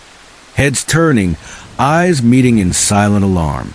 I glanced at the elderly woman beside me, her arthritic hands gripping the armrests, knuckles white, her face etched with fear. It's probably just technical difficulties, I said. trying to sound reassuring, but my voice trembled, betraying anxiety tightening my chest. The flight had begun like any other. A routine hop from Chicago to Detroit, a trip I'd made dozens of times for business, always so uneventful it bordered on dull. Our small plane, a twin-engine prop with faded leather seats and a faint smell of aviation fuel, carried just 8 passengers plus the pilot, a grizzled man with a clipped voice who'd given us a perfunctory safety briefing before takeoff. I'd settled into my window seat, the familiar skyline of Chicago shrinking below as we climbed, the clouds parting to reveal a patchwork of fields and highways. The elderly woman next to me, her gray hair pinned neatly in a bun, had offered a shy smile before pulling out a knitting magazine, her fingers tracing the glossy pages. Across the aisle, a young couple whispered excitedly about their weekend plans, while a middle-aged man in a rumpled suit tapped away on his laptop, oblivious to the world. It was all so ordinary until it wasn't. Without warning, the plane lurched sharply to the right, a violent jolt that sent gasps and a few screams echoing through the cabin. My stomach dropped, like I just crested the peak of a roller coaster, my hands instinctively clutching the armrests. The fasten seatbelt sign pinged on, its manic dings punctuating the chaos, the light flashing red above our heads. Ladies and gentlemen, the pilot's voice came again, strained and breathless. We're experiencing some turbulence. Please remain in your seats. Turbulence? This was no mere air pocket. The plane continued to bank, the wing outside my window dipping so low I could see the horizon tilting at a sickening angle. We were losing altitude fast, the clouds rushing past in a blur, the engine's whine growing higher, more desperate. The cabin erupted in panic. The young woman across the aisle began to sob, her partner pulling her close, his face pale. The man in the suit snapped his laptop shut, stood up, and stumbled toward the cockpit, his tie flapping against his chest. "I'm going to see what's going on," he announced, his voice loud but shaky, his jaw set with determination. Before anyone could stop him, he wrenched open the cockpit door, the hinges squeaking in protest. In the brief moment before he slammed it shut behind him, I caught a glimpse that would haunt me for years. The pilot was alone, grappling with the controls, his face twisted in a mix of fear and rage, sweat beading on his forehead. But the worst part wasn't his expression. It was that he was shouting, gesturing wildly at the empty co-pilot seat beside him, as if arguing with someone who wasn't there. A cold realization hit me, heavy and suffocating. Our pilot was hallucinating, or worse. The cabin descended into chaos, voices overlapping in a cacophony of fear. The sobbing woman's cries grew hysterical, her partner's attempts to soothe her drowned out by an older man in the back row, his voice booming as he demanded answers, his fists pounding the seat in front of him. I stayed frozen, my mind racing through possibilities, drugs, a mental breakdown, a medical emergency, none of them good. My hands gripped the armrests, my nails digging into the worn leather, my heart pounding so hard I could feel it in my throat. The elderly woman beside me reached out, her hand trembling as it touched mine, her skin cool and papery. We exchanged a look, a silent acknowledgement of the terror binding us. Minutes dragged on, each one an eternity, the plane's erratic course making my stomach churn. It would level out briefly, offering a fleeting hope, only to plunge again, my ears popping painfully with the rapid changes in altitude. The overhead bins rattled, a loose water bottle rolling down the aisle, the sound unnervingly mundane amidst the chaos. Finally, the cockpit door swung open and the man in the suit emerged, his face ashen, his tie now askew. He cleared his throat, trying to project a calm he clearly didn't feel, his hands raised to quiet the cabin. "Folks, we have a situation," he began, his voice barely audible over the roar of the engines and the panicked murmurs. "Our pilot, he's not well. He claims there's someone else in the cockpit with him, trying to take control of the plane." A fresh wave of terror swept through the cabin, the sobbing woman's cries reaching a fever pitch, her partner's arms tightening around her. "But there's no one else there," the man continued, his voice cracking. "I've offered to help, But he's paranoid, won't let anyone near the controls. Says we're all in on it, whatever it is. My mind whirled, trying to process this. A psychotic break? Drug-induced hallucinations? Whatever the cause, we were at the mercy of a man who'd lost his grip on reality, hurtling through the sky in a metal tube with no one else to fly it.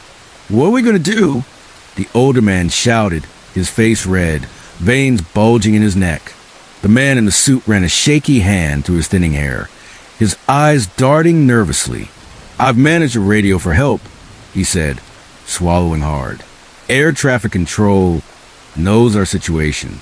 They're clearing a path for us to make an emergency landing at the nearest airport. A collective sigh of relief rippled through the cabin, but it was fleeting. I couldn't shake the dread pooling in my stomach, heavy and cold. An emergency landing sounded promising, but we still had to get down safely with a delusional pilot at the controls. The elderly woman's hand tightened on mine, her fingers frail but firm, and I squeezed back, both of us drawing comfort from the simple human connection. The next 30 minutes were the longest of my life. The plane bounced and swayed through the sky, each movement sending jolts of dread through my system. My body braced for the worst. The cabin was a mix of stifled sobs, whispered prayers, and tense silence, the passengers united in our shared fear. I tried to distract myself by looking out the window, but the view only amplified my terror. The ground was rushing up too fast, fields and roads growing larger with alarming speed, the horizon a blur of green and gray. The young couple clung to each other, their faces buried in each other's shoulders, while the older man muttered under his breath, his hands clasped tightly in his lap. Suddenly, the pilot's voice crackled over the intercom again, high-pitched and frantic, each word dripping with panic. He's trying to crash us. I won't let him, I won't. The plane took a sharp nosedive, the angle so steep, I felt the seatbelt cut into my hips. My body pressed forward against it. Oxygen masks dropped from the ceiling, swaying wildly with the plane's descent, their yellow cups dangling like grim pendulums. I fumbled with mine, my hand shaking so badly I could barely secure over my face the plastic cold against my skin. We were plummeting, the roar of the engines deafening, punctuated by the terrified screams of my fellow passengers. I squeezed my eyes shut, certain these were my final moments, my mind flashing to my family, to the things I'd left unsaid, the life I wasn't ready to lose. Then just as suddenly, the dive leveled out, the G-forces slamming me back into my seat, my stomach lurching with the abrupt change. I opened my eyes, my breath ragged through the mask, and saw we were skimming just above a long stretch of highway, cars below swerving to avoid us, their headlights flashing in the twilight. With a bone-jarring thud, we hit the ground, the landing gear screeching against the asphalt, a high-pitched wail that set my teeth on edge. The plane bounced once, twice, the wingtips grazing the pavement with sparks flying, the cabin shuddering with each impact. The pilot fought to bring us to a stop, the brakes grinding, the plane fishtailing slightly before finally, mercifully, coming to rest. For a moment, there was absolute silence, the kind that presses against your eardrums, heavy and surreal. Then, as if a spell had broken, chaos erupted. People were crying, laughing hysterically, hugging strangers in a frenzy of relief. I sat motionless, my body still braced for impact, my mind struggling to accept that we'd survived. The man in the suit wrenched open the emergency exit, the door clanging against the fuselage, and a rush of cool evening air flooded the cabin, sharp with the smell of asphalt and exhaust. We spilled out onto the highway, our legs unsteady, our faces pale in the fading light. In the distance, sirens wailed, growing closer, red and blue lights flashing through the dusk. I turned to look back at the plane, its metal skin glinting faintly under the highway's sodium lights. The pilot was being led out by two passengers, his wrists held firmly, his eyes wild and unfocused, still muttering about the phantom co-pilot, his voice hoarse and disjointed. He was there, I swear. He was trying to take the controls. His words trailed off as they guided him toward the grassy median, his head bowed, his uniform disheveled. In the harsh light of day, standing on solid ground. It all seemed like a surreal nightmare, but the terror had been all too real, etched into every scream, every jolt of the plane. As we waited for the authorities, the highway a bizarre runway littered with skid marks, I stood with the elderly woman, her hand still in mine, her knitting magazine clutched to her chest like a talisman. Paramedics arrived, their radios crackling, checking us for injuries, wrapping blankets around our shoulders, the scratchy wool a small comfort. Police took statements, their notebooks filling with our shaky accounts, their faces a mix of sympathy and disbelief. I couldn't stop replaying the events in my mind. The pilot's frantic voice, the sickening lurch of freefall, the miraculous landing on the stretch of asphalt. Cars now stopped in both directions, drivers gawking from their windows. Later, we'd learned the truth. Our pilot had suffered a psychotic episode, triggered by a lethal mix of sleep deprivation and undiagnosed schizophrenia, a condition he'd hidden from the airline. The company would face scrutiny, lawsuits piling up as investigators questioned their screening processes, headlines splashing the story across every news outlet. But in that moment, standing on the highway, the flashing lights of emergency vehicles bathing the scene in a surreal glow, all I felt was an overwhelming gratitude. Grateful to be alive, to feel the solid pavement beneath my feet, to have another chance to call my family, to hold them close. As I gave my statement to a patient police officer, his pen scratching across his notepad, I found myself glancing up at the sky. It was a beautiful evening, the kind of clear, endless blue that usually filled me with wonder, a promise of open horizons. Now, it held a new kind of terror, a reminder of how quickly safety could shatter. I knew, with a certainty that settled deep in my bones, that I'd never board a plane the same way again. The next time, if there was a next time, I'd carry the weight of this day, the knowledge of how thin the line was between routine and catastrophe. As the last of the passengers were loaded into ambulances for further checks, the highways slowly reopened to traffic. I took one final look at the plane. It sat there, a grounded metal bird, its propellers still, its cabin now empty. It was a stark reminder of human frailty, of how a single mind could unravel and nearly take us all with it. But it was also a testament to resilience, to the miracle of our survival against impossible odds.